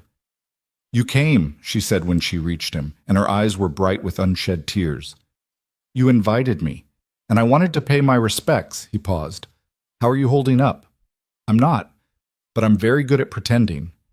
She glanced around at the crowd, then back at him. Can we get out of here, just for a few minutes? I need to breathe. They slipped out a side door into a small garden behind the chapel, winter bare but peaceful, away from the murmur of mourners and corporate condolences. Vivian wrapped her good arm around herself, the January cold biting despite her coat, and Ethan instinctively moved closer without quite touching her. Thank you for the check, he said. You didn't have to do that. I know, but I wanted to. Did you cash it? I did. After arguing with myself for about an hour. He studied her face, seeing the exhaustion etched there. Have you slept at all since the hospital? Not really. Every time I close my eyes, I'm back in the SUV, or I'm watching Jonathan try to control the vehicle, or I'm reliving the moment I told him to drive despite the storm warnings. She turned to face him fully. The company wants me to take time off, medical leave. My board actually voted on it. Can you believe that? Like I'm broken and need to be fixed before I'm allowed back. Maybe they're right. Her eyes flashed. You're supposed to be on my side. I am on your side. Which is why I'm telling you that you look like you haven't slept in a week. You're still recovering from serious injuries, and you just lost someone who worked for you for years. Taking time to heal isn't weakness, Vivian. It's wisdom. She looked away, jaw tight. I don't know how to do nothing. My entire identity is built around work, around productivity, around always moving forward. If I stop, if I just sit with this grief and guilt, I'm afraid I'll drown in it. Then don't do nothing. Do something different. Something that matters to you beyond quarterly earnings and board meetings. He paused, taking a risk. You said you wanted to meet Jamie. The offer still stands. Vivian's expression softened, vulnerability breaking through the defensive walls. I'd like that. When? Tomorrow? I could drive back up here, or you could come down to Maple Falls. It's about an hour south. Not much to see except trees and small town life, but Jamie would be thrilled to meet the lady from the helicopter story. He knows about the rescue? Kid version. Heavy on the adventure, light on the almost dying of hypothermia parts. He thinks you're basically a superhero who survived a mountain crash. I'm not sure I can live up to that expectation. You don't have to. You just have to show up and answer his 1,000 questions about helicopters and mountains and whether you were scared. He's 7. Authenticity matters more than performance. Vivian was quiet for a long moment, and Ethan could almost see her working through the implications, the ways this invitation could complicate both their lives. Finally, she said, I'll come to you tomorrow. If you give me your address, I'll drive down in the morning. You sure you should be driving? Your shoulder is healing fine. The doctors cleared me for normal activities as long as I'm careful. Besides, I need to prove to myself that I can get in a vehicle again without having a panic attack. Her smile was brittle. Exposure therapy, right? If you're sure. But Vivian, if you need to cancel, if it's too much, I'll understand.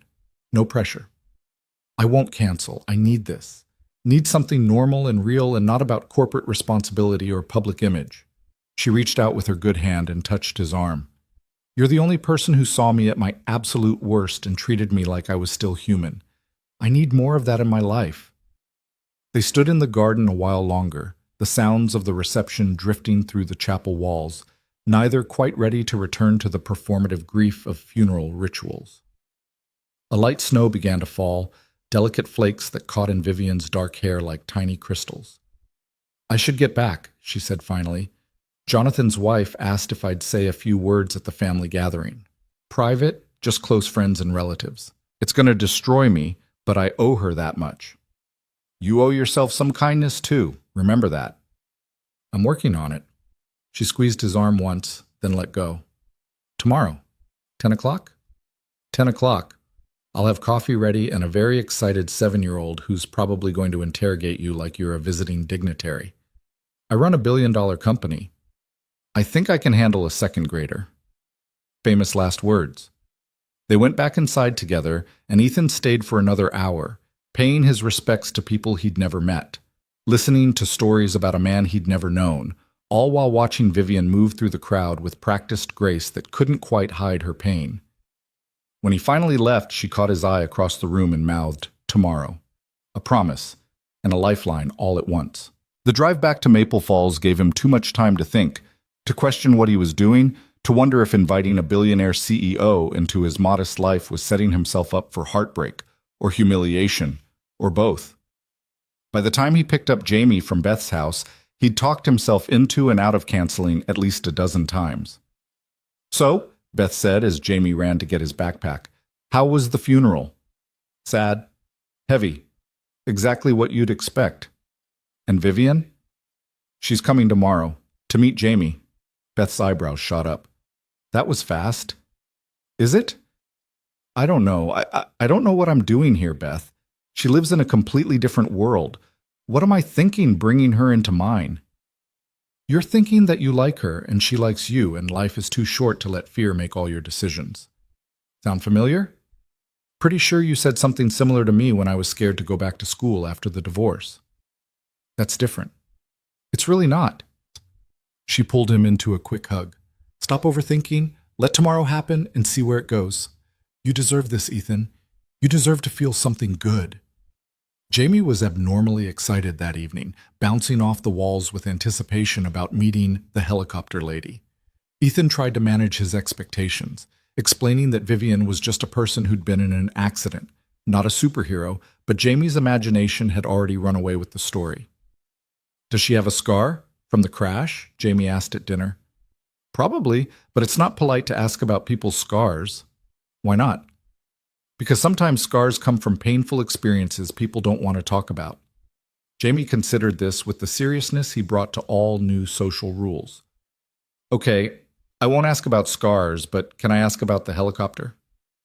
"You can ask about the helicopter." "And the snow?" "And the snow." "And if she was scared?" "That one's trickier. You can ask, but if she doesn't want to answer, you have to respect that. Deal?" "Deal." That night, after Jamie was finally asleep, Ethan found himself cleaning his house with an intensity that bordered on manic.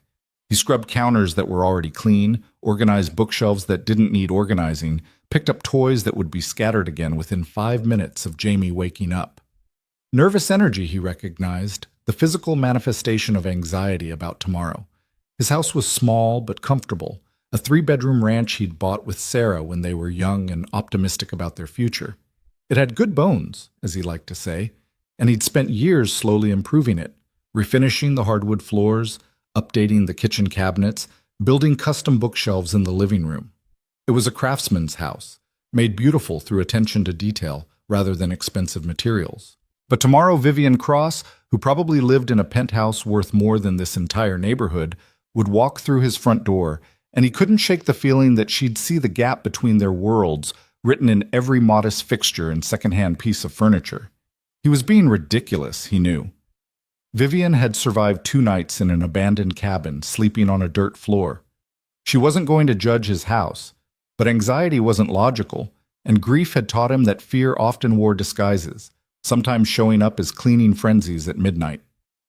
Sunday morning arrived bright and cold, the kind of winter day that made everything look sharp and clear and slightly unreal. Jamie was up at 6, too excited to sleep, pestering Ethan with questions while they made pancakes for breakfast. "What kind of car does she drive? Is it fancy? Does it have buttons, or is it one of those touch-screen ones?" "I don't know, buddy. We'll find out when she gets here." "Do you think she'll like me?" The question stopped Ethan mid-flip, the vulnerability in his son's voice hitting him right in the chest. He set down the spatula and crouched to Jamie's eye level. "She's going to love you. How could she not? You're smart and funny and kind, and you ask excellent questions. Anyone would be lucky to meet you." "You have to say that. You're my dad." "I have to say it because it's true. Those are different things." Jamie seemed satisfied with this answer, though Ethan could see him working through his own nervous energy, the same anxiety that had kept Ethan up half the night now manifesting in a 7-year-old's fidgeting and repeated questions. At 9:45, Ethan found himself standing at the front window like a teenager waiting for prom, watching for an unfamiliar car. Jamie had changed his shirt 3 times and was currently wearing his favorite dinosaur t-shirt that was slightly too small and had a stain on the collar that wouldn't come out, no matter how many times Ethan washed it. "Should I change again?" Jamie asked, appearing at Ethan's elbow. "You look perfect. She's going to love the dinosaur shirt." "You don't know that. I know that anyone who doesn't appreciate a good T-Rex is someone whose opinion doesn't matter." At precisely 10 o'clock, a car pulled into the driveway. Not the SUV Ethan had expected, not some luxury vehicle that cost more than his annual salary, but a modest sedan, the kind someone might rent when they didn't want to attract attention. Vivian emerged wearing jeans and a sweater, her arm still in a brace, but otherwise looking more relaxed than he'd seen her since the hospital. Jamie pressed his face against the window. "She's here, Dad, she's here." "I can see that. Remember what we talked about. Be polite, don't ask about scars, and if she seems tired or uncomfortable, we give her space. Got it?" "Got it!" Ethan opened the door before Vivian could knock, and for a moment they just looked at each other, the strangeness of this situation hitting them both simultaneously. Here, in the mundane light of a Sunday morning, away from helicopters and hospitals and funeral chapels, they were just 2 people trying to figure out what the connection forged in crisis might mean in normal life. "Hi," Vivian said, and her smile was genuine if slightly uncertain. "Hi, come in. Welcome to Chaos Central." She stepped inside and Ethan watched her take in the house. The worn but clean furniture, the photographs covering the mantel, the evidence of child and single father everywhere from the shoes by the door to the Star Wars poster in the hallway. If she was judging, he couldn't see it in her expression. "You must be Jamie," she said, turning her attention to where Jamie was half hiding behind Ethan's leg, suddenly shy despite all his earlier enthusiasm. "I'm Jamie," he confirmed. "You're the helicopter lady." "I am, though I prefer Vivian, if that's okay with you." "Did it hurt, the crash?" "Jamie," Ethan warned gently. "No, it's fine." Vivian crouched down to Jamie's eye level, wincing slightly as the movement pulled at her still-healing injuries. "It did hurt, quite a bit. But your dad helped me, and the doctors fixed me up, and now I'm getting better every day." "Dad says you were really brave." "Your dad is the one who was brave. I was mostly just scared and cold and grateful he found me." Jamie seemed to accept this, his natural curiosity overcoming his shyness. "Do you want to see my room? I have a dinosaur collection." Vivian glanced at Ethan, who shrugged with a smile that said, "I warned you." She turned back to Jamie. "I would love to see your dinosaur collection."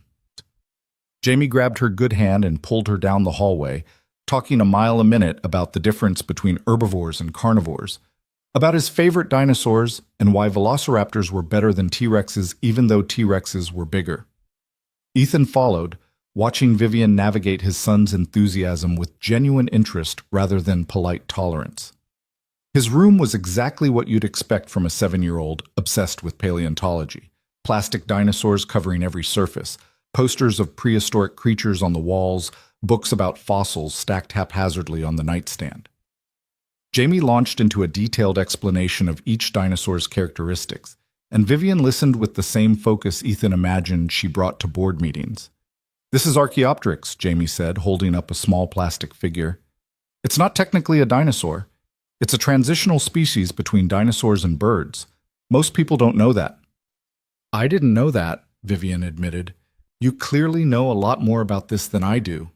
Jamie beamed, and Ethan felt something in his chest loosen. This was going to be okay. They spent the next hour in easy conversation, moving from Jamie's room to the kitchen where Ethan made coffee and set out cookies he'd baked the night before. Jamie peppered Vivian with questions about the helicopter rescue, about what it felt like to fly, about whether she'd been scared. She answered each question honestly, but age-appropriately, treating him like a person whose curiosity deserved respect. "Can I show you something?" Jamie asked eventually, disappearing into his room before either adult could respond. He returned carrying a shoebox, which he set carefully on the table. "These are pictures of my mom. Dad keeps most of them on the wall, but these are special ones I keep in my room." Ethan tensed, uncertain where this was going, but Vivian handled it with the same grace she'd shown everything else. "I'd be honored to see them." Jamie pulled out photographs one by one. Sarah at the beach, Sarah holding newborn Jamie, Sarah and Ethan on their wedding day. He narrated each picture with the matter-of-fact tone children use when discussing things they don't fully understand but have learned to accept. "She died when I was little. I don't remember her much, but Dad tells me stories. He says she would have liked my dinosaur collection." "I bet she would have loved it," Vivian said quietly. "These are beautiful pictures. Thank you for sharing them with me." "Dad says it's important to remember people even when they're gone, so they don't disappear completely." Vivian's eyes met Ethan's over Jamie's head, and he saw understanding there, recognition of grief as something more than abstract concept. "Your dad is very wise." After lunch, grilled cheese sandwiches that Jamie insisted on helping make, Jamie asked if Vivian wanted to see the fort in the backyard.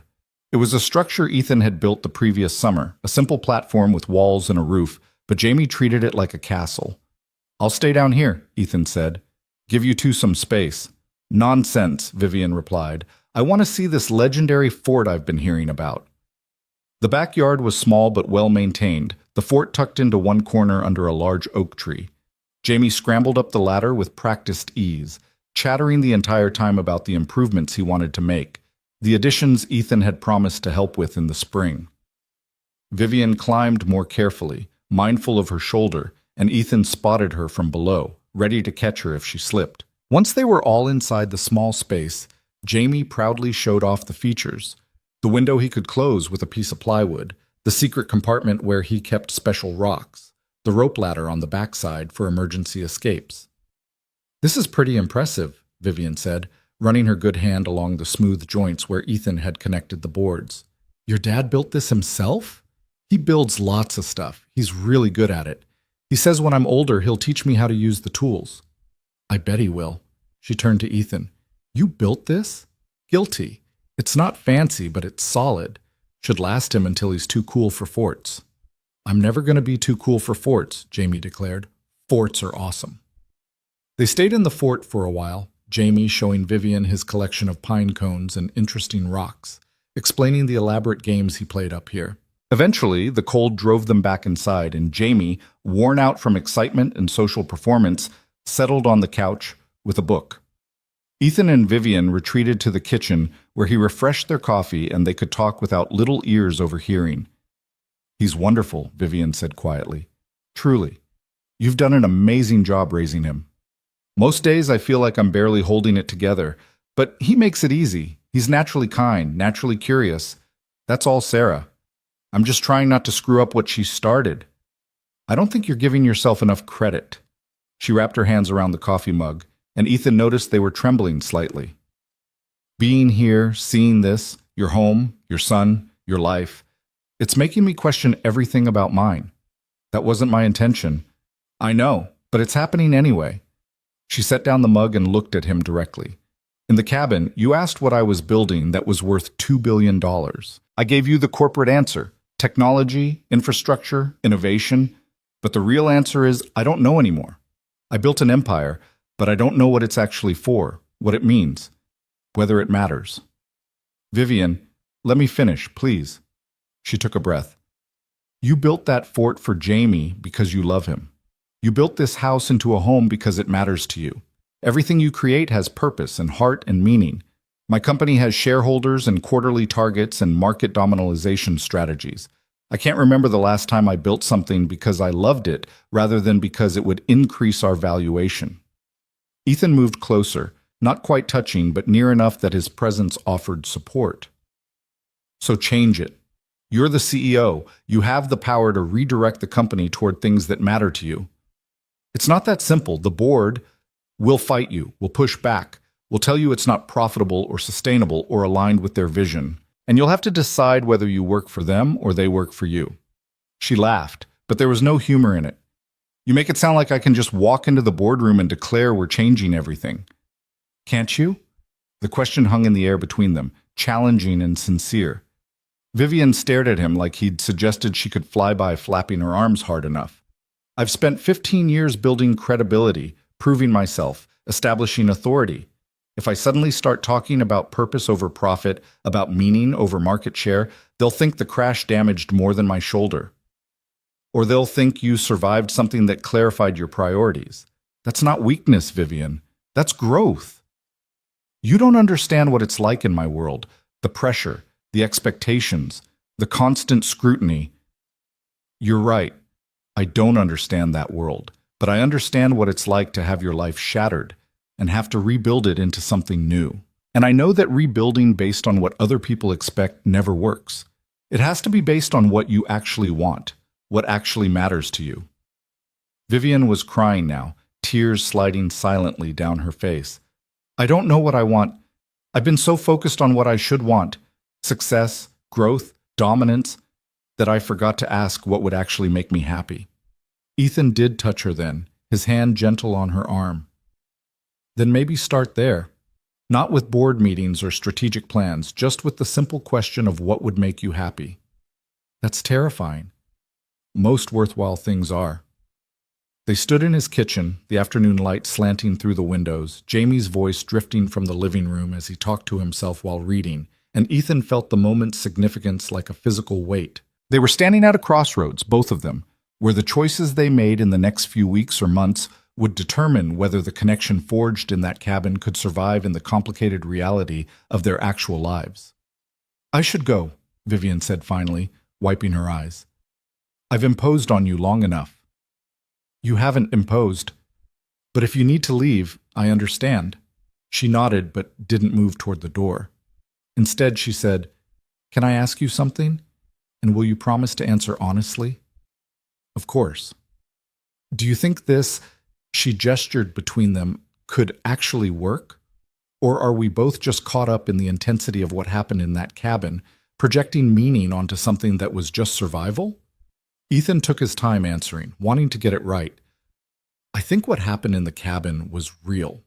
The connection, the vulnerability, the way we saw each other without all the usual defenses, that was genuine. But you're right that it existed in a bubble, outside normal life. Whether it can survive your world and mine, whether we can find common ground when we're not fighting to stay alive, I don't know, but I'd like to find out. If you would." "I would, but I don't know how. Our lives are so different." "Then we figure it out, one decision at a time, remember? You don't have to solve everything today." She smiled through her tears. "You're very patient with me. You survived a car crash and 2 nights in freezing temperatures. I think you're entitled to need some time to process everything." They said goodbye at the door, Jamie giving Vivian an enthusiastic hug that she returned with her good arm. As she drove away, Jamie turned to Ethan with a very serious expression. "I like her, Dad. She's nice. And she listened to all my dinosaur facts without getting bored." "I like her too, buddy. Are you going to marry her?" The question was so sudden, so innocent and direct in the way only children could be, that Ethan actually laughed. "I don't think we're quite there yet. We're just getting to know each other." "But you could marry her, if you wanted. I wouldn't mind." Ethan pulled his son into a hug, overwhelmed by the generosity of that statement, by the evidence that Jamie was healing too, becoming someone who could imagine their family expanding rather than remaining frozen in grief. "Thank you for saying that. It means a lot." That night, after Jamie was asleep, Ethan's phone buzzed with a text from an unfamiliar number. It was Vivian. "Thank you for today, for letting me into your world, for not making it weird or complicated. Jamie is extraordinary, and seeing how you've built a life that centers love and purpose rather than achievement and acquisition was exactly what I needed. I'm not sure what comes next, but I wanted you to know that today mattered, more than I can adequately express. V." Ethan stared at the message for a long time before responding. "Today mattered to me too. Take the time you need to figure things out. I'm not going anywhere. E." Her response came quickly. "That might be the kindest thing anyone's ever said to me." "Then you've definitely been spending time with the wrong people." "Clearly, I'm working on that."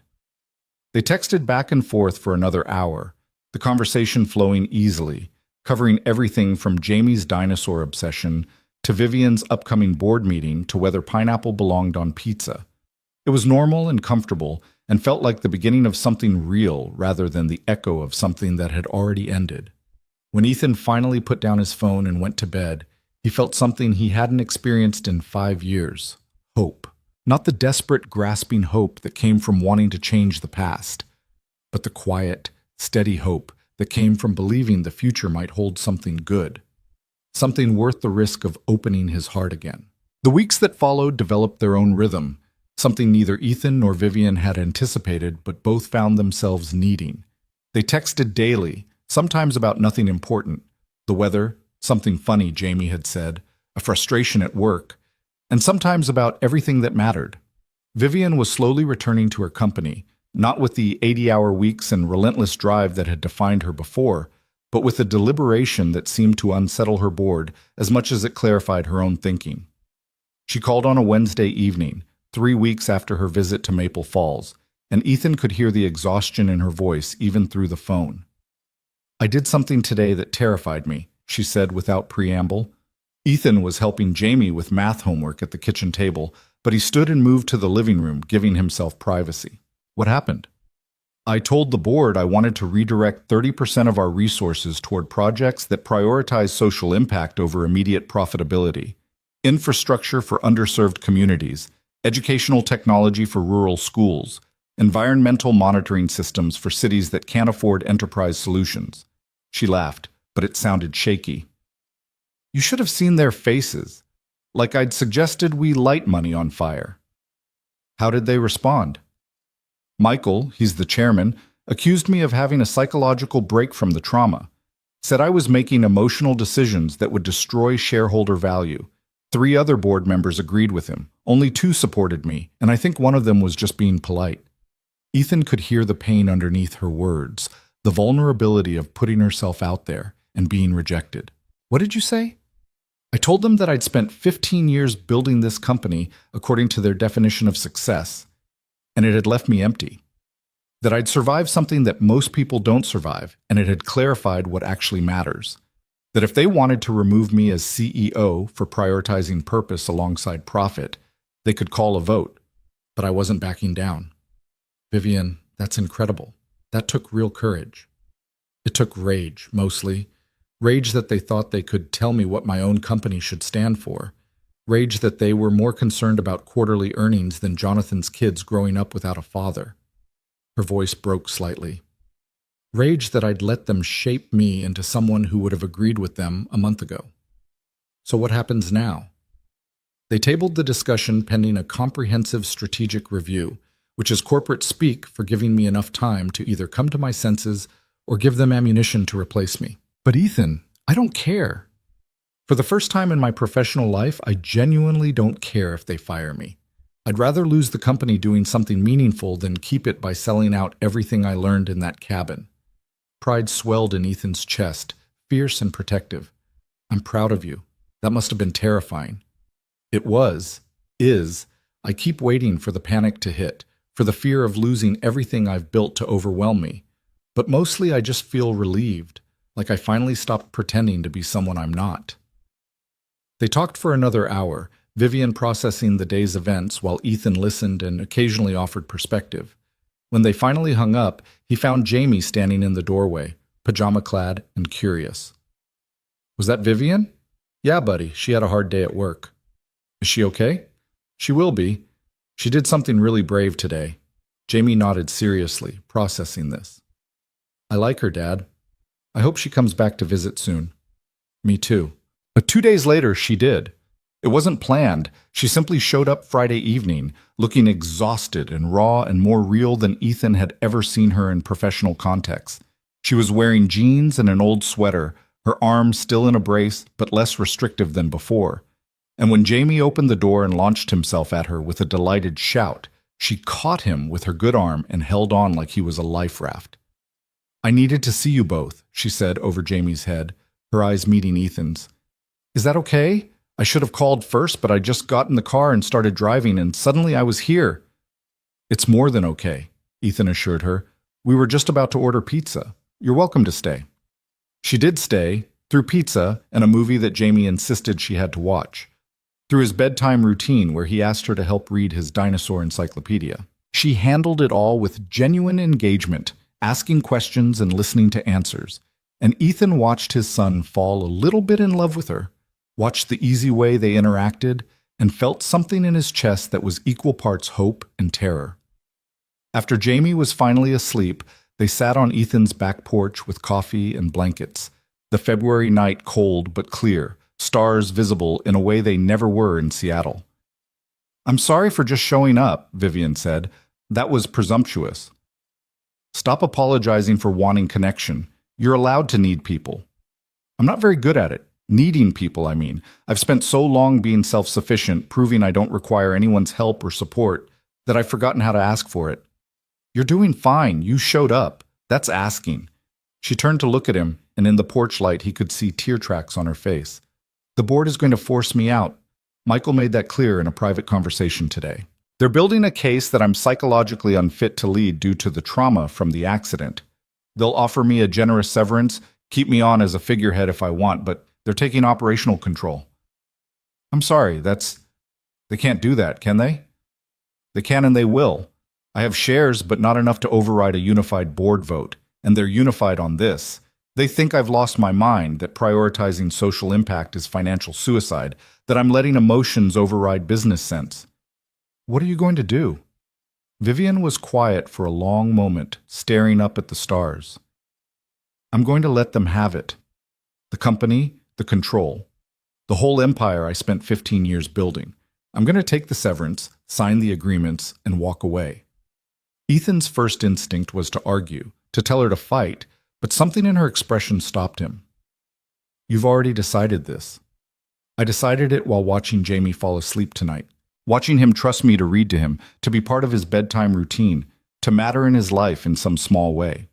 And I realized that everything I've been fighting for, the company, the control, the validation of being right, none of it matters as much as this, as being here, as building something real instead of just profitable. Vivian, you don't have to choose between your company and... He gestured vaguely between them. This, whatever this is. I'm not choosing between the company and you. I'm choosing between who I've been and who I want to become. The company was built by someone who thought worth was measured in market share and success meant domination. I don't want to be that person anymore. The accident, the cabin, Jonathan's death, meeting you and Jamie, all of it showed me there's a different way to live. A better way. What will you do if you walk away from Cross Industries? She smiled, and it was the first time Ethan had seen genuine peace on her face. I don't know. And that terrifies me and excites me in equal measure.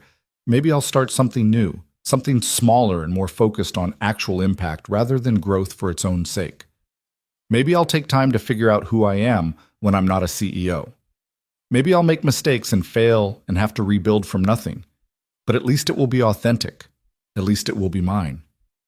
They sat in silence for a while, the weight of her decision settling over them both. Finally, Ethan said, You know you're welcome here, right? I don't mean that you have to move to Maple Falls or change your entire life, just that whatever you decide, wherever you end up, Jamie and I, we're here, if you want us to be. Vivian turned to him fully, setting down her coffee cup. Is that what you want? Because I need to know, Ethan. I need to know if this is real, or if I'm projecting meaning onto something that was just circumstantial intimacy. If I walk away from my company, if I rebuild my life, I need to know whether I'm doing it towards something or just away from what I had. It was the most direct she'd been, cutting through all the careful dancing around feelings they'd been doing for weeks. Ethan took a breath, knowing his answer would change things irrevocably. I think I started falling for you in that cabin, he said quietly. When you asked me about my promise, when you let yourself be vulnerable despite being terrified. And every conversation since then, every text and call and visit has just confirmed what I already knew. You're brilliant and complicated and wounded and brave, and you make me want to be better than I am. So yes, this is real. At least for me. I'm a mess, Vivian whispered. I'm unemployed as of next week. I have no idea what I'm doing with my life. I'm still in physical therapy for my shoulder, and I cry at random moments because I can't stop thinking about Jonathan's kids. You could find someone so much simpler, so much easier. I don't want simple. I had simple and easy with Sarah, and it was beautiful and perfect. And it ended with her under the ice while I stood there frozen. You're not simple, and you're not easy, but you're real. You're here. And you're choosing to be here even though it scares you, which is braver than anything I've ever done. She kissed him then, leaning across the space between their chairs, her good hand cupping his face. And it was nothing like the desperate sharing of warmth in the cabin. This was choice and intention and the conscious decision to be vulnerable with another person. When they broke apart, both of them were crying. I'm staying tonight, Vivian said. Not in your bed, not yet, but here, in this house, with you and Jamie. I need to know what it feels like to wake up here, to have breakfast with you both, to see if this could actually be my life. The guest room is yours for as long as you want it.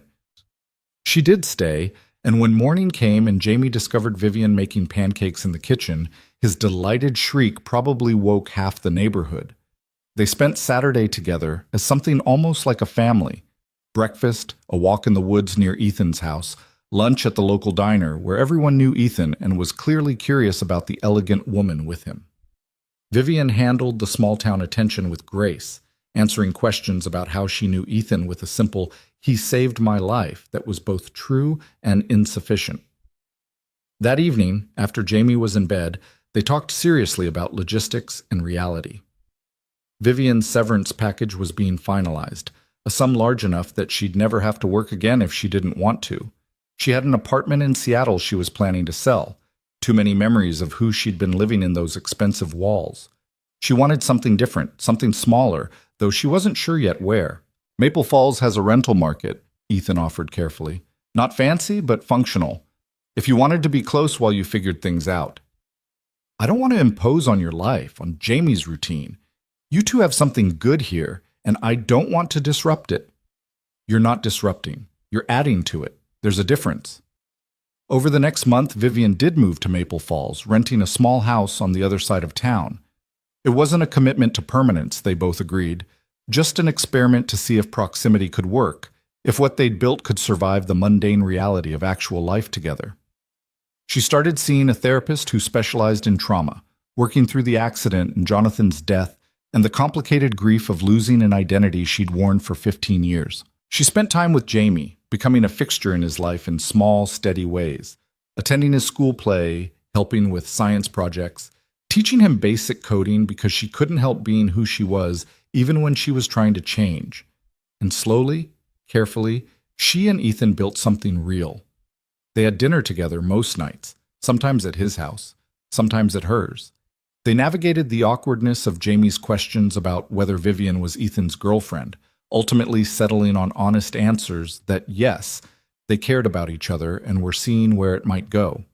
They had their first real fight about whether Jamie needed more structure in his after-school routine, Vivian's default to optimization clashing with Ethan's more relaxed parenting style, and they worked through it with the kind of honest communication that felt terrifying and necessary. 3 months after the accident, on a mild April evening, Vivian showed up at Ethan's house with news that she was vibrating with excitement to share.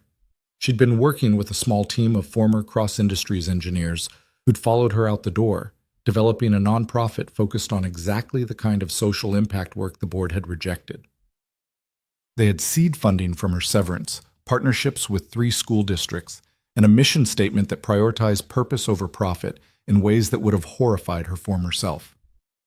It's tiny compared to Cross Industries, she told Ethan and Jamie over dinner.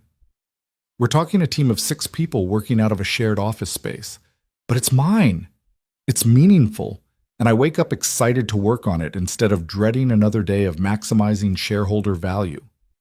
That's amazing, Ethan said, and meant it. I'm proud of you. I couldn't have done it without the cabin, Vivian said quietly. Without you showing me that there was a different way to measure worth. That building something with heart mattered more than building something big. Jamie, who'd been listening with the serious attention he brought to adult conversations he found interesting, spoke up. Does this mean you're staying in Maple Falls? Vivian glanced at Ethan before answering. Would you like me to stay? Yes, definitely, yes. You're good at helping with homework, and you let me explain dinosaurs without getting bored, and you make Dad smile more than he used to. Then I'm staying, Vivian said, her voice thick with emotion. If that's okay with your dad. More than okay, Ethan confirmed, reaching across the table to take her hand.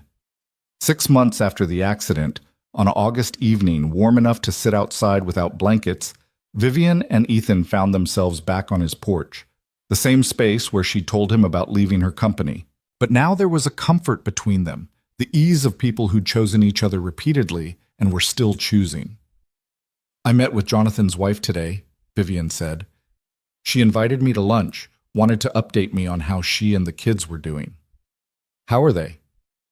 Surviving, like all of us, I guess. She's going back to work part-time, the kids are in counseling, they're making it work day by day. She said something that stuck with me, though. She said Jonathan would have been proud of what I'm doing now, that he always believed I was capable of more than quarterly earnings reports. He was right. Maybe. I'm still figuring it out. She leaned against Ethan's shoulder and he wrapped his arm around her. Some days I miss the simplicity of my old life. The clear metrics for success, the straightforward goals, and then I have dinner with you and Jamie, or I see one of our prototypes working in a classroom that couldn't afford technology before, and I remember why I walked away. No regrets? So many regrets. But not about this. Not about choosing meaning over money, or you over solitude, or this life over the one I had. She paused. I've been thinking about something. A question I want to ask, but I'm terrified of the answer. Ethan's heart rate picked up. Ask. Do you think there's room in this family for me? not as a visitor or a girlfriend who lives across town, but as someone permanent, someone who stays. He turned to face her fully, taking both her hands in his. Vivian, you've been part of this family since Jamie asked if you liked his dinosaur collection, and you spent an hour listening to him explain the difference between the Jurassic and Cretaceous periods. The question isn't whether there's room. The question is whether you're ready to commit to the chaos and mundanity and beautiful ordinariness of life with us. I'm ready. I'm terrified, but I'm ready. Then move in with us. Not next month or next year. Now. Bring your therapist appointments and your nonprofit work and your terrible habit of organizing things that don't need organizing. Bring all of it, all of you, and let's build something together. She was crying again, but this time the tears felt like release rather than grief. Jamie might have opinions about this. Jamie has been asking me when you're going to live here for the past 2 months. I think he'll manage. They told Jamie the next morning over breakfast, watching his face transform from confusion to understanding to pure joy. He insisted on helping Vivian move her things that very weekend, treating it like the adventure it was. And when her boxes were unpacked and her clothes hung in Ethan's closet, and her books integrated with his on the shelves, it felt less like an addition and more like a completion of something that had been missing. The following spring, on the anniversary of the accident, they made a trip together up the mountain. All 3 of them bundled against the April chill. They hiked to the old logging cabin where Ethan had kept Vivian alive through 2 desperate nights. Someone had been there since, probably hunters or other travelers caught by weather, and the cabin showed signs of use. But the fireplace still stood, and the walls still held, and the space still carried the memory of what had happened there. Jamie explored with the fearless curiosity of an 8-year-old while Vivian and Ethan stood in the center of the room, remembering. I hated this place, Vivian said quietly. When we were here, I hated every minute of it. The cold, the fear, the complete loss of control. But looking back, I think it saved me.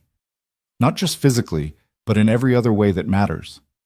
It changed both of us, Ethan agreed, made us face things we'd been avoiding, made us choose what kind of people we wanted to be.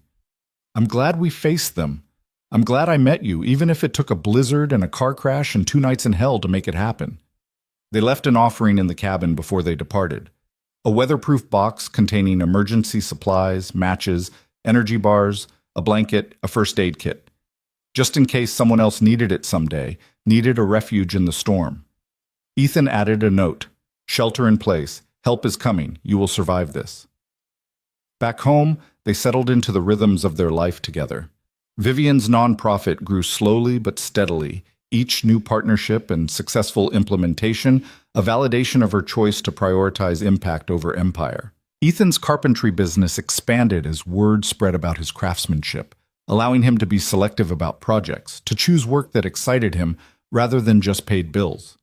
Jamie flourished with 2 adults invested in his growth, his dinosaur obsession gradually shifting to robotics, but maintaining the same intense focus. They weren't perfect. They still fought sometimes, still navigated the complications of blending lives that had been separate for so long. Vivian struggled with her instinct to optimize and control everything, learning slowly to accept that not everything needed improvement. Ethan wrestled with his protective instincts, learning to trust that Vivian could handle challenges without him solving them for her. But they worked through it, choosing each other repeatedly, building a foundation on honesty and vulnerability, and the shared knowledge that they'd both survived their own kinds of storms. 2 years after the accident, Ethan proposed. Not with fanfare or elaborate planning, but on an ordinary Tuesday evening after dinner, Jamie already asleep upstairs, both of them tired from work, but content in each other's presence. He simply pulled out the ring he'd been carrying for weeks, waiting for the perfect moment, and realized that this was it, the ordinary, exhausted, deeply happy moment that defined their life together. "Marry me," he said, "not because we have to, not because there's any rush, but because I want to choose you officially and publicly, because I want Jamie to have the stable family he deserves, and I want you to be legally and irrevocably part of it." Vivian took the ring with shaking hands, tears already streaming. "Yes, absolutely yes, on one condition. Name it. We get married in the mountains, somewhere close to that cabin, because that's where this started, where we both learned what we were capable of. I want to honor that.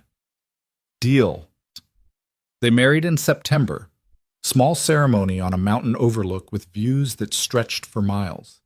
Jamie served as ring bearer, taking his duties with utmost seriousness.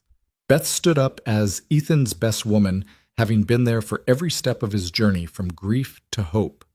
A handful of Vivian's team from the nonprofit attended, along with some of Ethan's crew from work. It was intimate and meaningful, every detail chosen because it mattered to them rather than because tradition demanded it. Jonathan's wife came too, bringing her kids, and stood in the small gathering as a reminder of the cost of the storm that had brought Ethan and Vivian together. They honored his memory in their vows, acknowledging that their happiness was built on the foundation of his loss, that they would never forget the price others had paid for their second chances. The reception was held at a local restaurant in Maple Falls, the kind of place where everyone knew everyone and celebrations were community affairs. They danced and ate and laughed, surrounded by people who'd watched this unlikely love story unfold, who'd seen Vivian transform from grief-stricken CEO to engaged community member, who'd witnessed Ethan open his heart again after years of keeping it carefully guarded. As the evening wound down and guests began to depart, Ethan and Vivian found themselves outside under the stars, the same stars that had shone down on them through the cabin's gaps, witness to their survival and their choice to build something from it. "No regrets?" Ethan asked, echoing their conversation from months ago. "None. This life, this family, this choice, it's everything I didn't know I needed." She leaned into him, her head on his shoulder. "Thank you for not giving up on me in that cabin, for carrying me when I couldn't walk, for teaching me that strength isn't about being invulnerable, it's about being willing to need someone. Thank you for showing up at my door, for choosing this ordinary life over your extraordinary one, for loving Jamie like he's yours. He is mine. You both are."